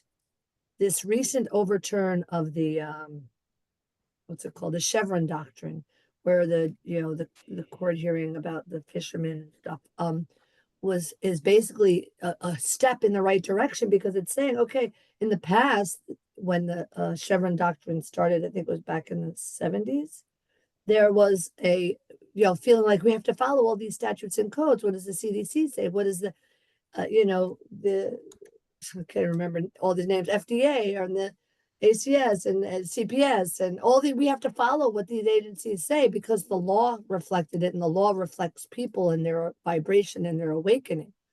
So people are starting to wake up to it, but it's really a matter of us teaching people and also healing people, because wounded people cannot hear and feel the truth as much, because their wounds are what they see from, and they're all about protecting themselves and preserving themselves. They're in survival mode. And to really raise your vibration, you have to be in thrival mode. So I know I'm doing it, but I don't know very few people that are. I'm standing up to taxes. It says in our Constitution and in no other doctrine that it's a voluntary thing. None of us have to pay taxes. There's no law that says it. But the problem is you can't contract with them and send in a W-4 and then say, oh, I don't want to pay anymore. There is a W-8BEN form that you fill out a certain way that you can do that. These are the kinds of things I've been learning about. You don't have to do what the CDC says. You don't have to do what any of our government officials say or any of their agencies, because they are not representing what we want, like you're saying. So what do? We just don't follow them. And then I'm in the New York de jure assembly here in New York. And what we do is we write notices, and our mayor is being taken down because of our notices. There's a group doing stuff with I don't know if you guys know about the geoengineering that's going on in our climate and the weather warfare. They're directing weather as weapons. That's what North Carolina was about, and Florida, and and Hawaii and Lahaina. It's all weather warfare. They're doing this, and there's a whole group called SOS Save Our Skies that are writing all these people notices of liabilities, and things are starting to change. If the people wake up and recognize that we have the most powerful constitution of any country in the world and start to use it and insist that we use it, then things are going to change. Supposedly we've been under this emergency act since 1933, when they took away gold from the backing of the money. And that's the other thing. You guys are talking about money, but and I realize we are all needing money, right? But do you realize that money is completely made out of thin air? It's made from our birth certificates, our social security cards, our voter IDs, all of our, little contracts that we make. They are making money off of us. They take our birth certificate, they trade it on the stock market, and they turn it over 1 million times. They make all this money. They're using us. We are their slaves. And people don't read it. We're debt slaves right now. I'm in so much debt, and I don't care because none of it's real. I'm in an equity class. I'm studying equity, how to do it so I don't get in trouble. And these are the solutions people are coming up with. So that's what I wanted to say. And then I wanted to say, can we hear your song, please? I really want to hear it. We'll save that for last. Why don't we do that? Oh, but I would okay, really all right, I like just, it's I would late for like to me, hear so it I don't now know how. too. Let's hear it so to I lighten don't know how much lighten later up I'm this gonna stay up, that's conversation. why. That would be a lovely way to I lighten up think the music in the conversation. middle is really good. Right Yes, now, I would I love it agree. too. Let's do it. I've been overwhelmed. All Okay. right, Rick, you want to play your song? Can't hear you. A link in, so you should be able to play Oh, it. I can do that for you. Sure. You should be able- Well, just to make us feel even more depressed before we have an uplifting song, I just want to. I had to go to see my financial advisor today, and I asked him what is the U.S. debt at the moment, and it's $35 trillion going up, and nobody's talking about it. And the stock market's at a high, so But you know Oh, what? I wait, so don't think what I said was depressing. Oh, I'm sorry.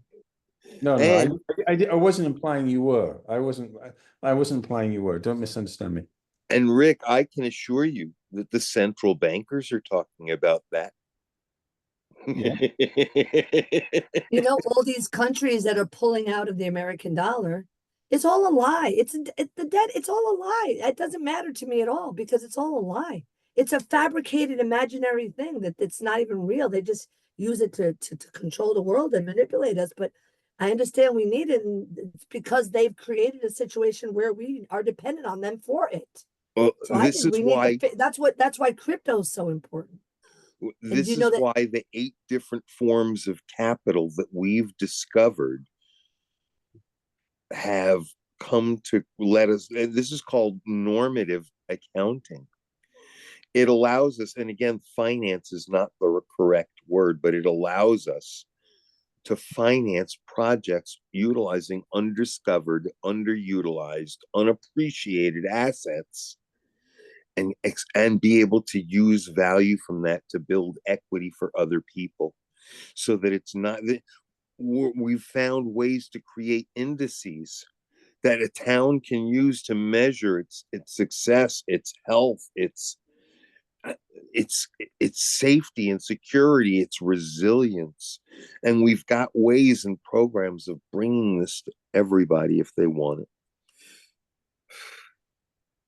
Yeah, Steve, do you have something that describes those 8 forms of capital? By the way, just another little plug. A friend told me about a new movie called Join Clubs or Die, and it's about social capital. Fascinating documentary. Won't So go. Go ahead. we are working, like I said, over the next 90 days. What we've done is, now that when we were at this investors conference, what we were primarily looking for was feedback. And I'm sure, I don't think most of you think that I'm that crazy with the things I'm describing and our abilities to do it. And so the feedback we got was very positive, but we realized there are certain things that we have to change in our decks, and certain things that we have to highlight more, and certain things that we have to take out. And so we're building that now and putting together a deck that will show all of this. And, like I said, within the next 90 days, I expect to have websites, all these different things available to start showing. It's not about what happens between now and the election. That's days away. They're going to have so many things and impact people in such a way, nobody's going to know what to believe anymore. But after that, somebody's going to want to know the truth. And so we have concepts for independent libraries and education. The 3 divides I'm looking to channel my energies towards bridging are the educational divide, the generational divide, and the urban rural divide. Mm-hmm.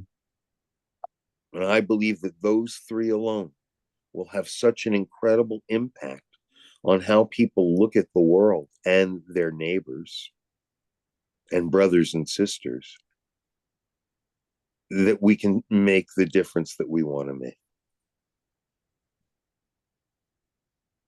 How's that for soft, Shannon?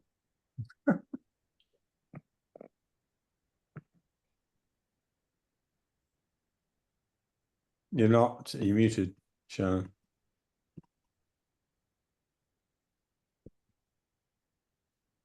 Thank you.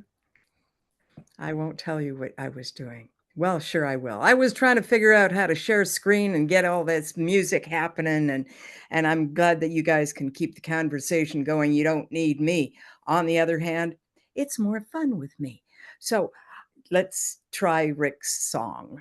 I'm going to do all of the right things, I hope. Share a tab instead, Chrome tab. Oh, Jesus, do you know how many tabs I have? Why can't I can't search them either? Just having a moment here, ladies and gentlemen. Well, I clicked on Rick's link and I'm able to listen to it later. I'm just not, I'm trying to stay in this meeting. I would, Craig, why don't you share it? I can play it, but I don't know how to share it. I got it, Shannon. Oh, thank you, I'm Marco. Nate, food Oh, scientist man. and head of R&D at Mudwater. Here's 5 You things to have ask when to share the shopping for a video mushroom too. I product. don't know.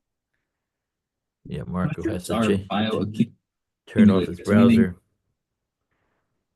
Yeah. Yeah, you turn off your browser because it's That talking is to not you. the right. Are you sure that's the right thing? Let me. You got the wrong link. advertisement. Oh wait, I got Craig's link. Sorry, I grabbed the wrong link. I gotta go back up in the chat and find it. There it is. Got it.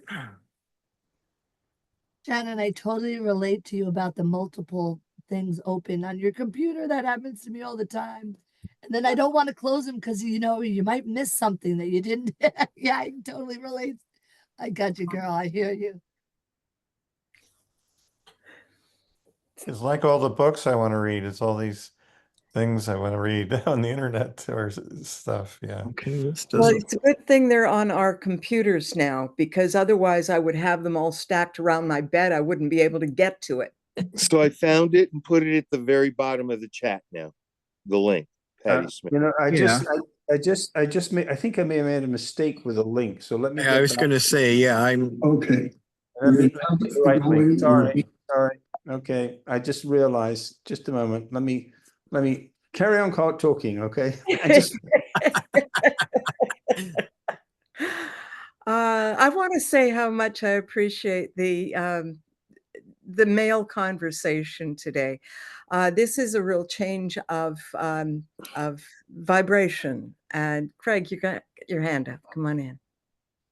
Well, Stephen Schwartz, I put a link there. He talks about, he did use the best remote viewers the government had to see what was going to happen in 2040 and 2060. And there's going to be in the United States. Land of freedom. Oh. You have to, well, you don't have to share the screen. Is this the Patty Smith? Is that the link I want? Yeah. I thought there was a different one that Yeah, there it is. I just put it there's in. yeah, this is the one. Okay. That's the one I thought we were. That's what I thought we were too. The Suno. Okay, let me This is your lyrics, Rick. Yeah.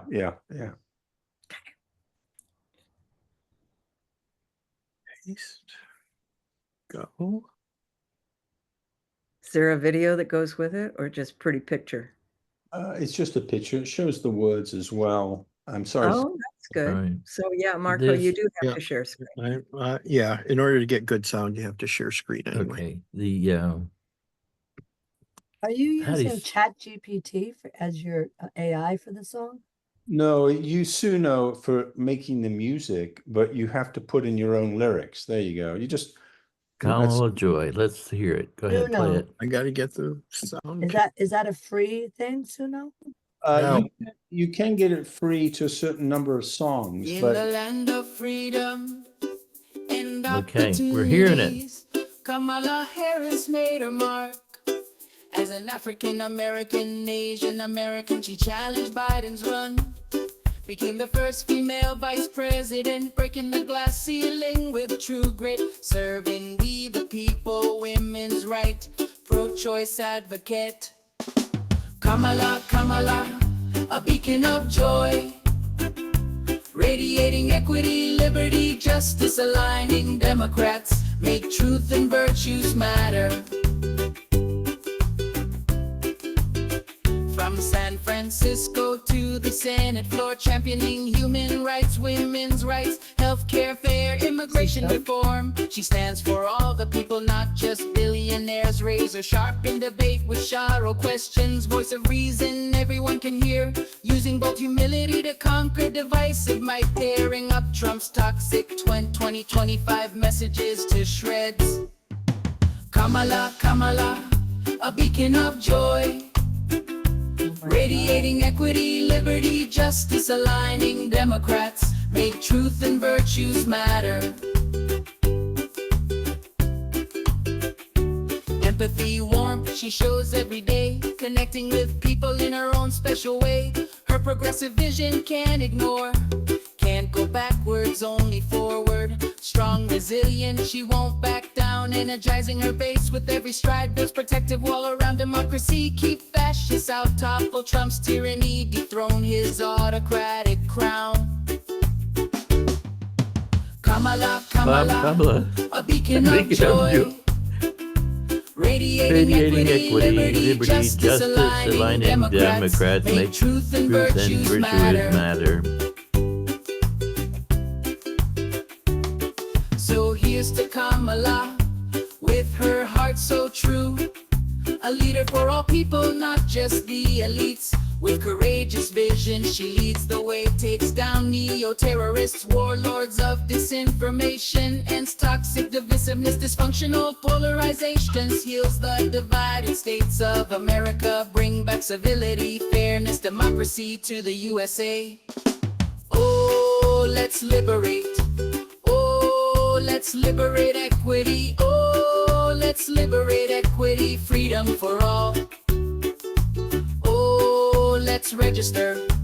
Oh, let's register voters. Oh, let's increase. Oh, let's increase voter turnout. Oh, let's share. Oh, let's share this song and make glory and joy matter for all. Yay, that's great. It's beautiful. Well, I have this to say about that. It really doesn't matter who wins the election. It's going to be a shit show, whatever happens. That's just my perspective, and nothing is going to be able to make that change. It's not I true. am so sorry. Yeah. Okay, we'll can differ on this, and we'll talk about it after the election. But it's not true, because there is differences, and there are people on both sides that'll back If their thing. And I think the people that want Kamala are people who want to see civility happen.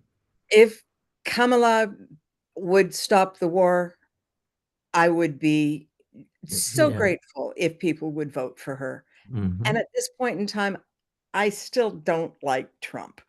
But, you know, it really doesn't matter. I'm Canadian. Right. Okay. And you have your own shit show going on over there. I know. I know. Oh my gosh. And I I'm just want to point out that for yeah. all those who said that I was political, I didn't push one side or the other, because I believe they both suck. Well, And there's there and that neither one of them have us in their top 100, let alone top 10 list of priorities.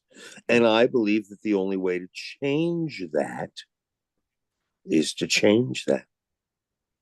yeah. Yeah. Steve, I hear you. I Rick, have your never. mouth is moving, but you're muted. Who? Me? Well, Rick was. Oh. His mouth was moving. So, Marco, what were you saying? I was just going to say, you know, to Steve and the point, you know, I'm a little older than I've ever been right now. Funny about What a that. It's strange funny how thing. that works. And But, every you know, moment going forward. since the first time I was able to vote until this day, I have never gone to a presidential election saying, I can't wait to vote for one of these people.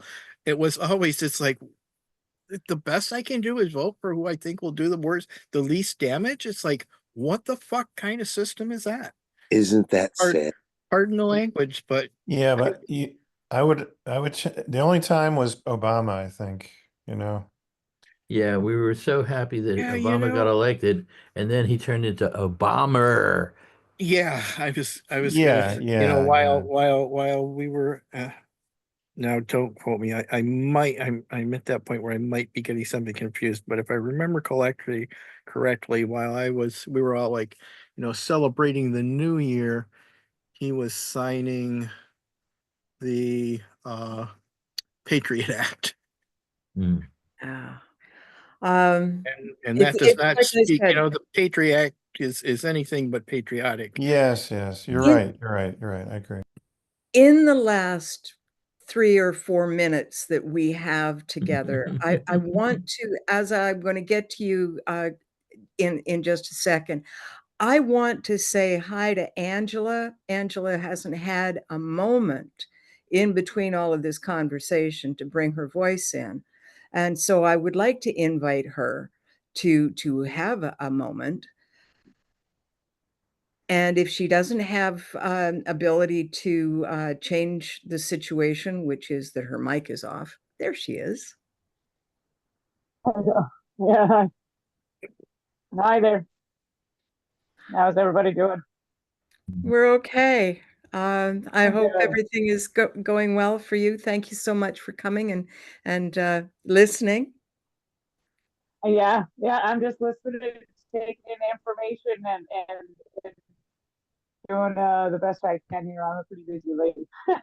So I was in another meeting when you guys started, and I go somewhere and my Wi-Fi says, shut it off, turn it back on. So yeah, I have a question. I don't know how to state this question. I might have to sleep on it and send Shannon a note. I don't know. It escaped me. Interesting song there. That's all I can say about that. And my personal opinion with political is I don't like either one of them. That's just my personal opinion. I think there's a lot of things going on behind the scenes that we don't know about. I agree a lot more with Frank. It's nonpartisan. Let's, I don't want to waste my energy on those kind of things. So I'm just going to leave it at that. And I'm going to sleep on that song because that was definitely, I love the music. The little beat in the background was great. So I'll let you guys get back to your conversations. Well, thanks very much, Angela. It's good to have your voice as part of this. Thanks so much. We don't usually talk about politics in Gaia's Zoom room. And it has been an interesting conversation, and I appreciate the difference. Joan, you haven't had a moment to speak either. Would you like to? What do you mean, no? No, you're okay. I can't hear you. You know I can't hear you. So I'm going to ask you to unmute. Okay, Isa has her hand up. I know. I told her I'd get right back to her.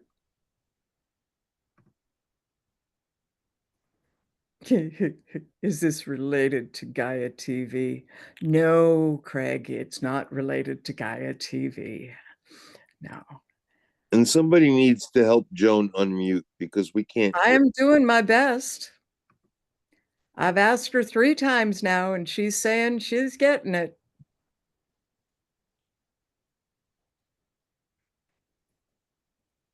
Sorry about that. Hey! I got knocked off the screen, Oh. so I could hear what everybody was saying, but I couldn't see anything. But I listened to the song. It was good. Yeah. How you doing? Good. Yeah, it's been interesting over the last couple of days, just in general. Yeah. Yeah, well, I'm glad you're not in anywhere near the flooding and all No. the hurricane and stuff. I had No, to check we're that. kind of up northeast, so we're good. Yeah. Yeah. I'm glad you're okay. Yeah. Thank you so much. Oh, thank you. I want to go over to message that I just saw in the chat. Just before I get to you, Asa, Craig asked a really good question. How can we help Steve? How can we help Steve? What happens next? So I would ask that we have phone conversations privately. If you really want to help, there are ways that we can do that to help expedite getting this going. I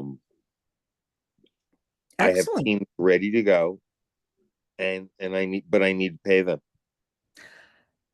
So put your phone number in the chat, Steve. Thank you. And Asa, come on in.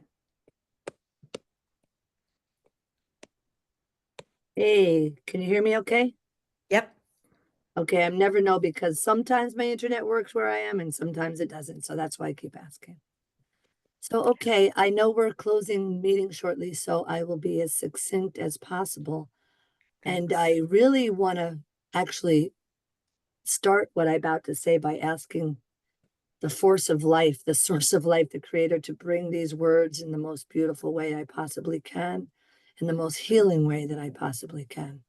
I'm asking for this guidance, and I'm praying that I am able to do this. Thank you. Amen. Asheyaho.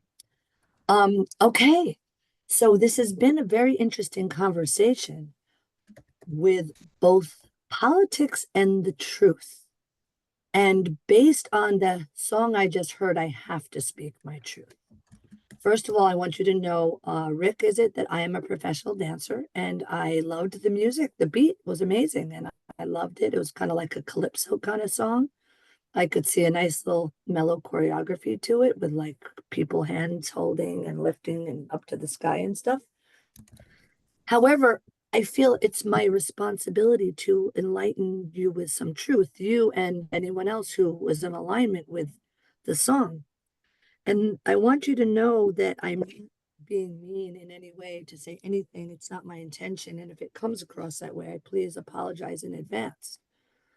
But the thing, I'm part of the New York Assembly, and there's a couple of things. The de jure assembly, not the assembly of the de facto government. You know, the entire government is completely corrupt. And I know it's easy, you've heard those words before. It doesn't matter if they're Republican or Democratic. I personally think of the two evils, Trump is the better one. And the reason why is this. The Democratic Party, this one that has been winning many elections recently, is completely a bunch of pedophile child traffickers. Kamala is a puppet. She does not know anything, does not tell us anything, and she's probably being pretty mind controlled. They have very serious techniques of mind control. I just finished reading, I spoke about this last week, hearing really an audiobook by a woman named Catherine O'Brien, who was a mind controlled sex slave for the presidents of this country. The things that are going on in this country, as Angela alluded to by saying there's a lot of things we don't see, would blow your mind. You would not believe it, and you probably would say, "Oh, that's not true." But when I read and heard the words of this woman and her daughter, who survived this by a man who came out, and now they're not even letting this case be heard because it's a national security issue. They are trafficking children. They have plenty of money to bring immigrants in. Why? I'm sorry. I don't agree that we should say things like this in Gaia's Zoom room. None of these things are proven. And Okay, so I guess once this they're- means I cannot continue with this group. That's okay. I just can't be in a group where I can't speak my truth. So I love you guys. Have a great life, but I can't be in a group where I can't speak my truth. Bye. Okay, bye. Bye. Sorry about that. Shannon, can I say something? Of course. So I'm a member of the Nevada County Assembly du jour. I understand a lot of what she's talking about. Good. And a lot of what she said is actually more factual based than you would want to know. However, I approach this as a nonpartisan. And this call ended up becoming very partisan. That song is very partisan. Yeah. Which you know what? I had a hard time listening to that song, knowing what I know about Democrats. When I tried to help them and they aren't willing to look at what it is they do, that drives the other side crazy. And now that's the question I ask anybody that's partisan. Are you willing to look at what it is you and your party do that drives the other side crazy? And willing to vote anything but for what you're doing? That's it. I'm asking if they'll look at that. And Shannon, Mm-hmm. I'm not sure we can censor people. I couldn't take any more. I'm sorry. So I you had to be willing to give her a certain amount of time and then cut her off. did. Yep. But you just cut her off without letting her know that what was about to occur.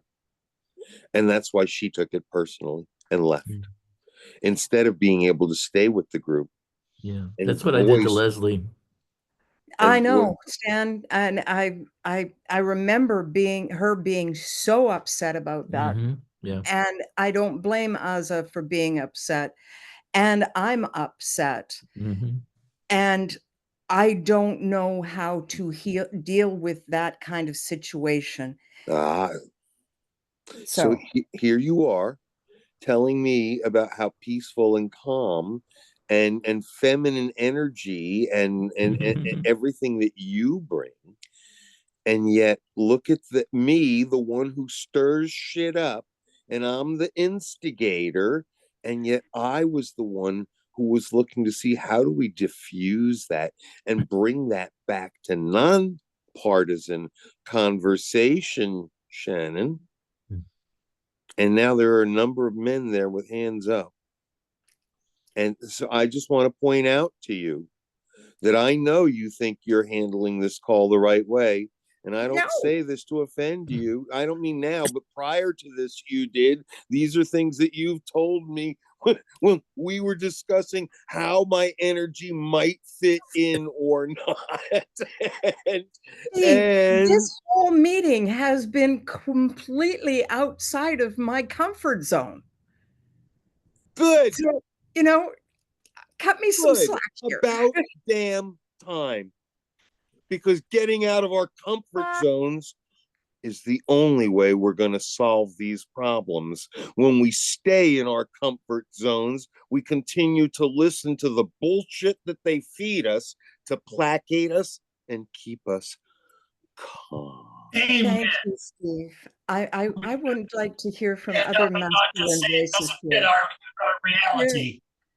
Jerry, what? We have to stand up and not just say, oh, it doesn't just fit in my reality or how I handle things or whatever. It's time to get real. And this planet's got to get real. And just coasting over everything and whitewashing it and not dealing with it ain't healing anything. Thank you, Jerry. Okay. And I was worried about the energy that I was bringing to your conversation, Shannon. I'm going to ask Craig what he's got to say, and then Rick, and then Marco. No, I thank Shannon for the doing this, trying to do all this, and I think it's wonderful. And I don't blame her for cutting the lady off. I would have preferred that the song said Americans, perhaps, instead of Democrats, and I think we need to try to be nonpartisan. You know, we need Democrats and Republicans and Green Party and whatever. We need everybody. And you know, Chris Bledsoe, you know, he's I don't know if you know who Chris Bledsoe is in the UFO of God, the book he wrote and stuff, but has constant contact with the ETs, and all the three-letter agencies and NASA are there for 16 years photographing and videotaping and recording what's going on. And he's super credible. And he's saying that he's been told that we need to be very positive, try to think positively, and not believe in conspiracy theories. And we have to stay positive. And I think we all really need to pull together. And that's what I was going to say. Thank you so much, Craig. Rick? Yeah, I'd just like to put in a context the time when the song was written, which was just after she came into power and she was speaking about joy. So it was a play on that. And obviously it's hyperbolic. There's no question about it. But I think if you listened to me earlier, I share the same skepticism, Steve, that you were talking about earlier about the dysfunctional duopoly. It's so dysfunctional, so corrupt. It's unbelievably corrupt.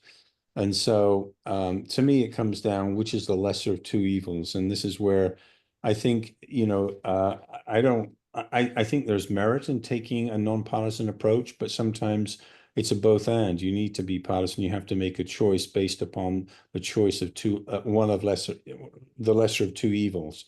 And then lastly, on the point of the person who came up with something, I deal with that all the time online with people. And what I try and do is ask them, can you provide your facts to present your information? So when people are presenting what you think is disinformation about rampant pedophilia in the Democratic Party or whatever it is, then I say, well, where's the evidence to support that? Where can you provide information that would substantiate your claims? So that would be an alternative way of dealing with it. Because sometimes we get triggered, and when we get triggered, our reptilian brain takes over, and we just talk emotions, and we lose a sense of balance. So, and Shannon, I'm going to request that you reach out to Aza. That's already in my mind. I know, but I wanted this because I know you're recording it, that I wanted it spoken. Yeah. That you reach out to her and let her know what the consensus on the call was. Yeah. And it's that we don't all agree with her, and we don't have to. That's right.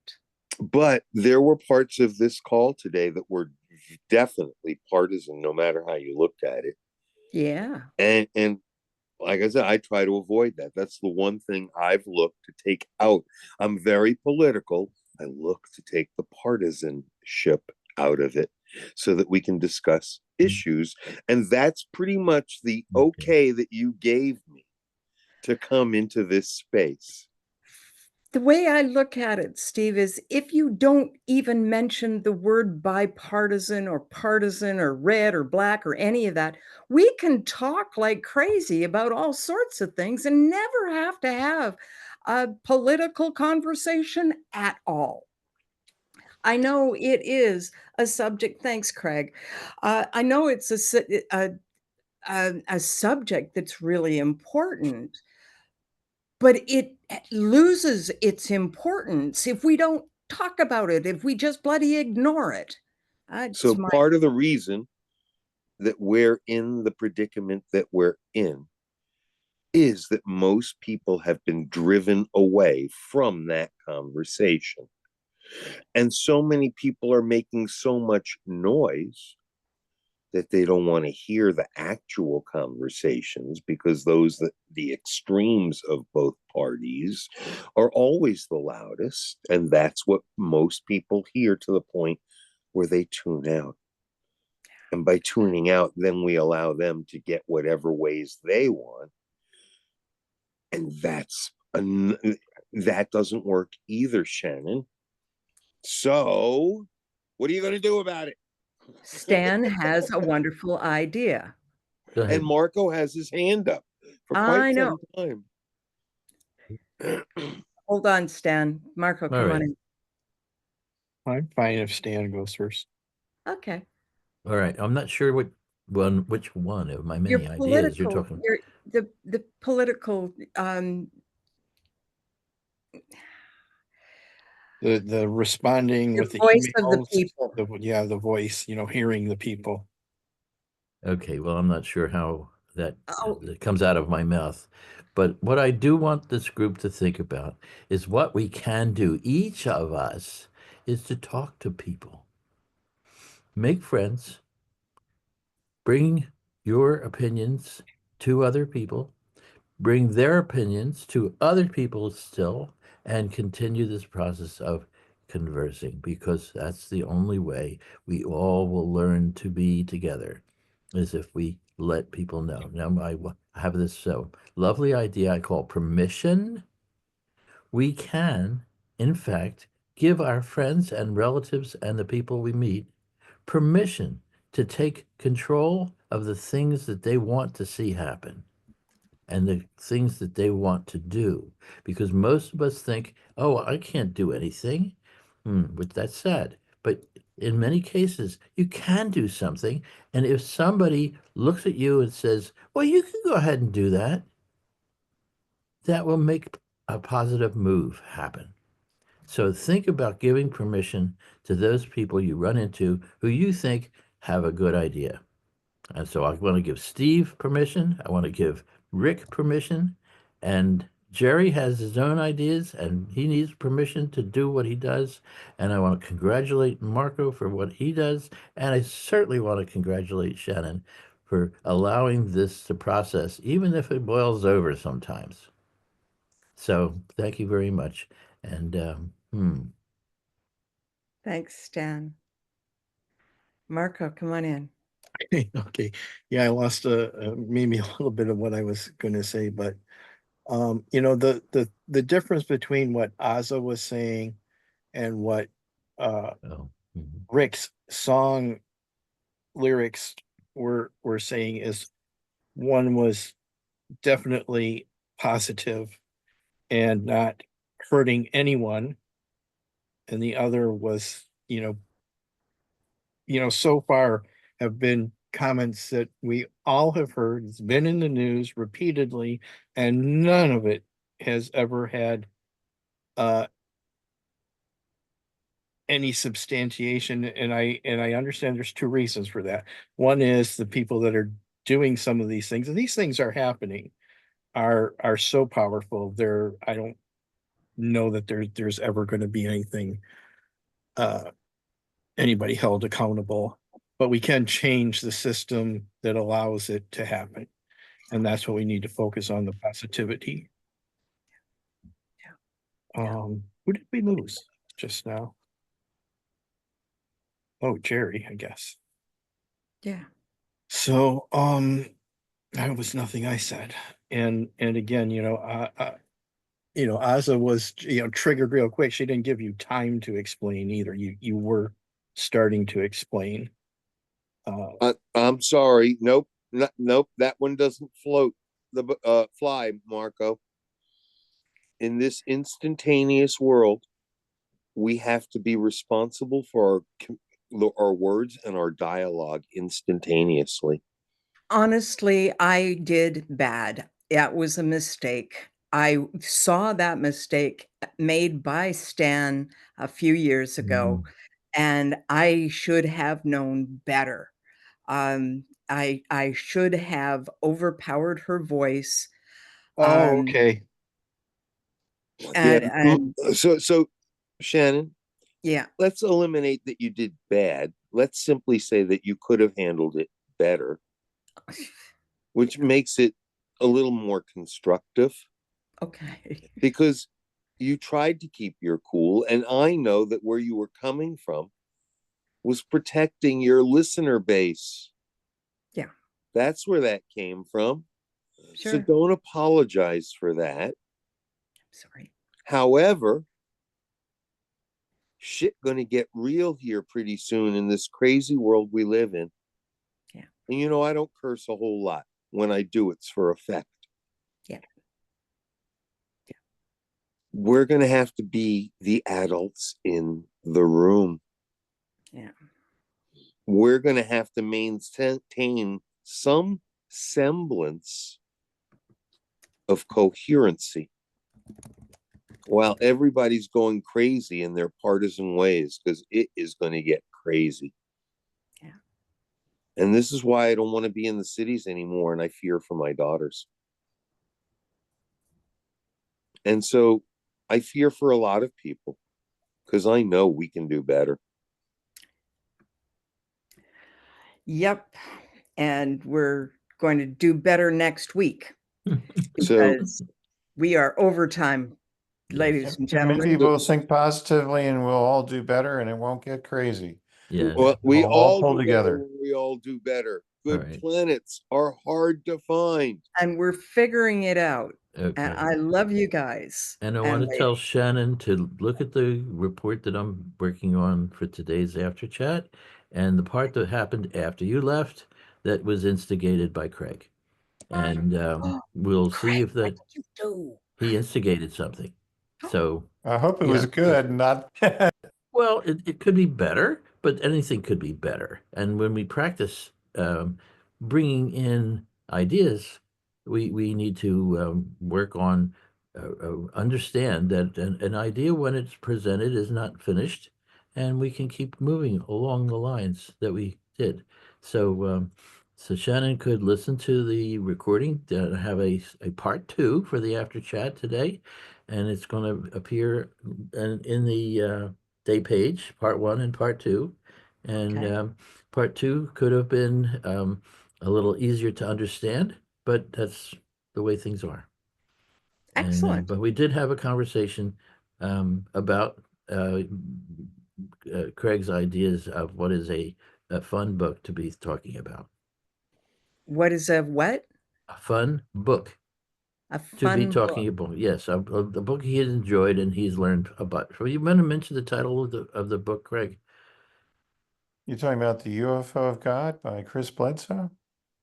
I'm I've talking read about the it. book you held up in the 8,200, Project 8,200, yes, which was talking about far viewing and stuff like that. remote viewing Remote alien viewing. bases on Earth by the best Yes. remote viewers of the government. Yes. Yeah. So this is a book he enjoyed and wanted to talk to us about. So I said, let's do it, and we Good. did. Great. Sounds good. Mhm. Marco, you've got your hand up again. Yeah, I did because I realized I got cut off, but now I forgot what I was going to say again. Oh well, it's one of those days. It was. Oh, I know what it was. It was Rick in your song. I wanted to understand the most important thing about that was I wanted to understand. So you gave it the lyrics. You gave this is an AI type of thing. Suno. Yeah. Yeah, I wrote the lyrics, but if you go to Suno, it just SUNO, you can put your lyrics in and then you give it prompts for the music style that you're interested in. It takes me probably about, I would say 8 attempts to find something that I think works with the lyrics. So it does, And it provides the voice as well. Mhm. yeah, it provides the voice and the music. You pick you can say male, female, reggae, rap, and then you can embellish it. Do you want acoustica, electrica, blues? It's Mhm. just unbelievable. That's awesome. I It can is- imagine Joan would really enjoy that. Yeah. It Yes. It is does mind blowing. sound like a Tell lot me of fun. more about that, Rick. That got your ears. That got your ears. Hey, I'm a music is everything in my life. Well, all you have to just go to Suno, SUNO. And oh, okay. Just go there and just look at it. It does, it's like anything. You have to play around with it a little bit. I play around because I every day I practice my guitar. Well, there you go. You'll have I never thought I would be on more than 100 songs now, because whenever I have an experience, like even tonight, I could write a story about this experience.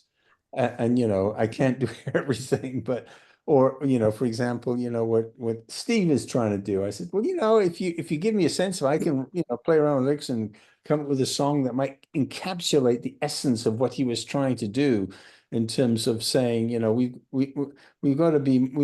just got to get our shit together and make a better society and have a more civil community, have social capital, where we can have these conversations without. I mean, I just briefly say I was in a neighborhood which was very heterogeneous, and we grew up, we knew each other's politics. Family was more important than politics. We could agree to disagree. We need to get back to that, and that's gone. That's gone. I have a song I wrote back in the 80s when I was doing government defense work and living on a mountain in the middle of Nevada. And it's as relevant today as it was back then. I may update it a little bit because some of the scales have changed, but yeah, I've got songs now that I'm playing my guitar again and started taking lessons again to become a better guitarist. Mhm. I'm because I understand that music is the universal language. Exactly. And you can get people to understand a lot through music. And I've worked really hard, as you know, Shannon, at simplifying my message. There's a lot to it. Yeah. But when I bring it down to its core essence, it's we all do better when we all do better. Good planets are hard to find. Yeah. I'm And kind of in love with ours. Me too. And I just believe that we should be treating it better than we do. Yeah. And treating our neighbors better than we do, because we're hurting them and not even realizing it. And somebody said in the chat earlier that we vote with our money. And that's what I'm trying to show now, is that there are artificially created partisan issues. I look at 40% of my emails now are the Democratic Party, every one of them everywhere, trying to tell me why it's so urgent that I give them $5 or donate to this and all to that. And it's all for those 5 issues, or to elect more of their candidates that I don't believe in, than to actually solve problems. And I think we can do that. But what can I do? I'm only one person. Said 8 billion people. Said 8 billion people. Yeah.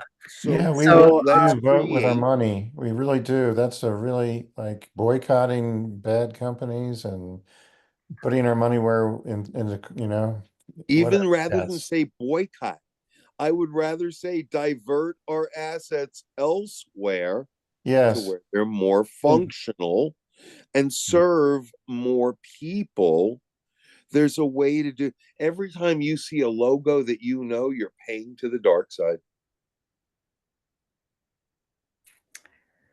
well, ladies and gentlemen, I think that that's quite enough for today.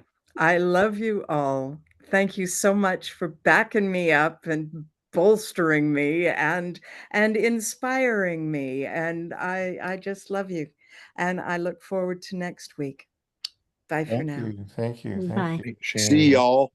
Hey, Craig, if you got a minute, Yeah. I'd Yeah. like to talk to you. Sure. I noticed your phone number that says a Solar Pro, and I think we talked about this before. So you have some connection to a solar company? Yes, I own a solar company. Yeah. I do sustainability, energy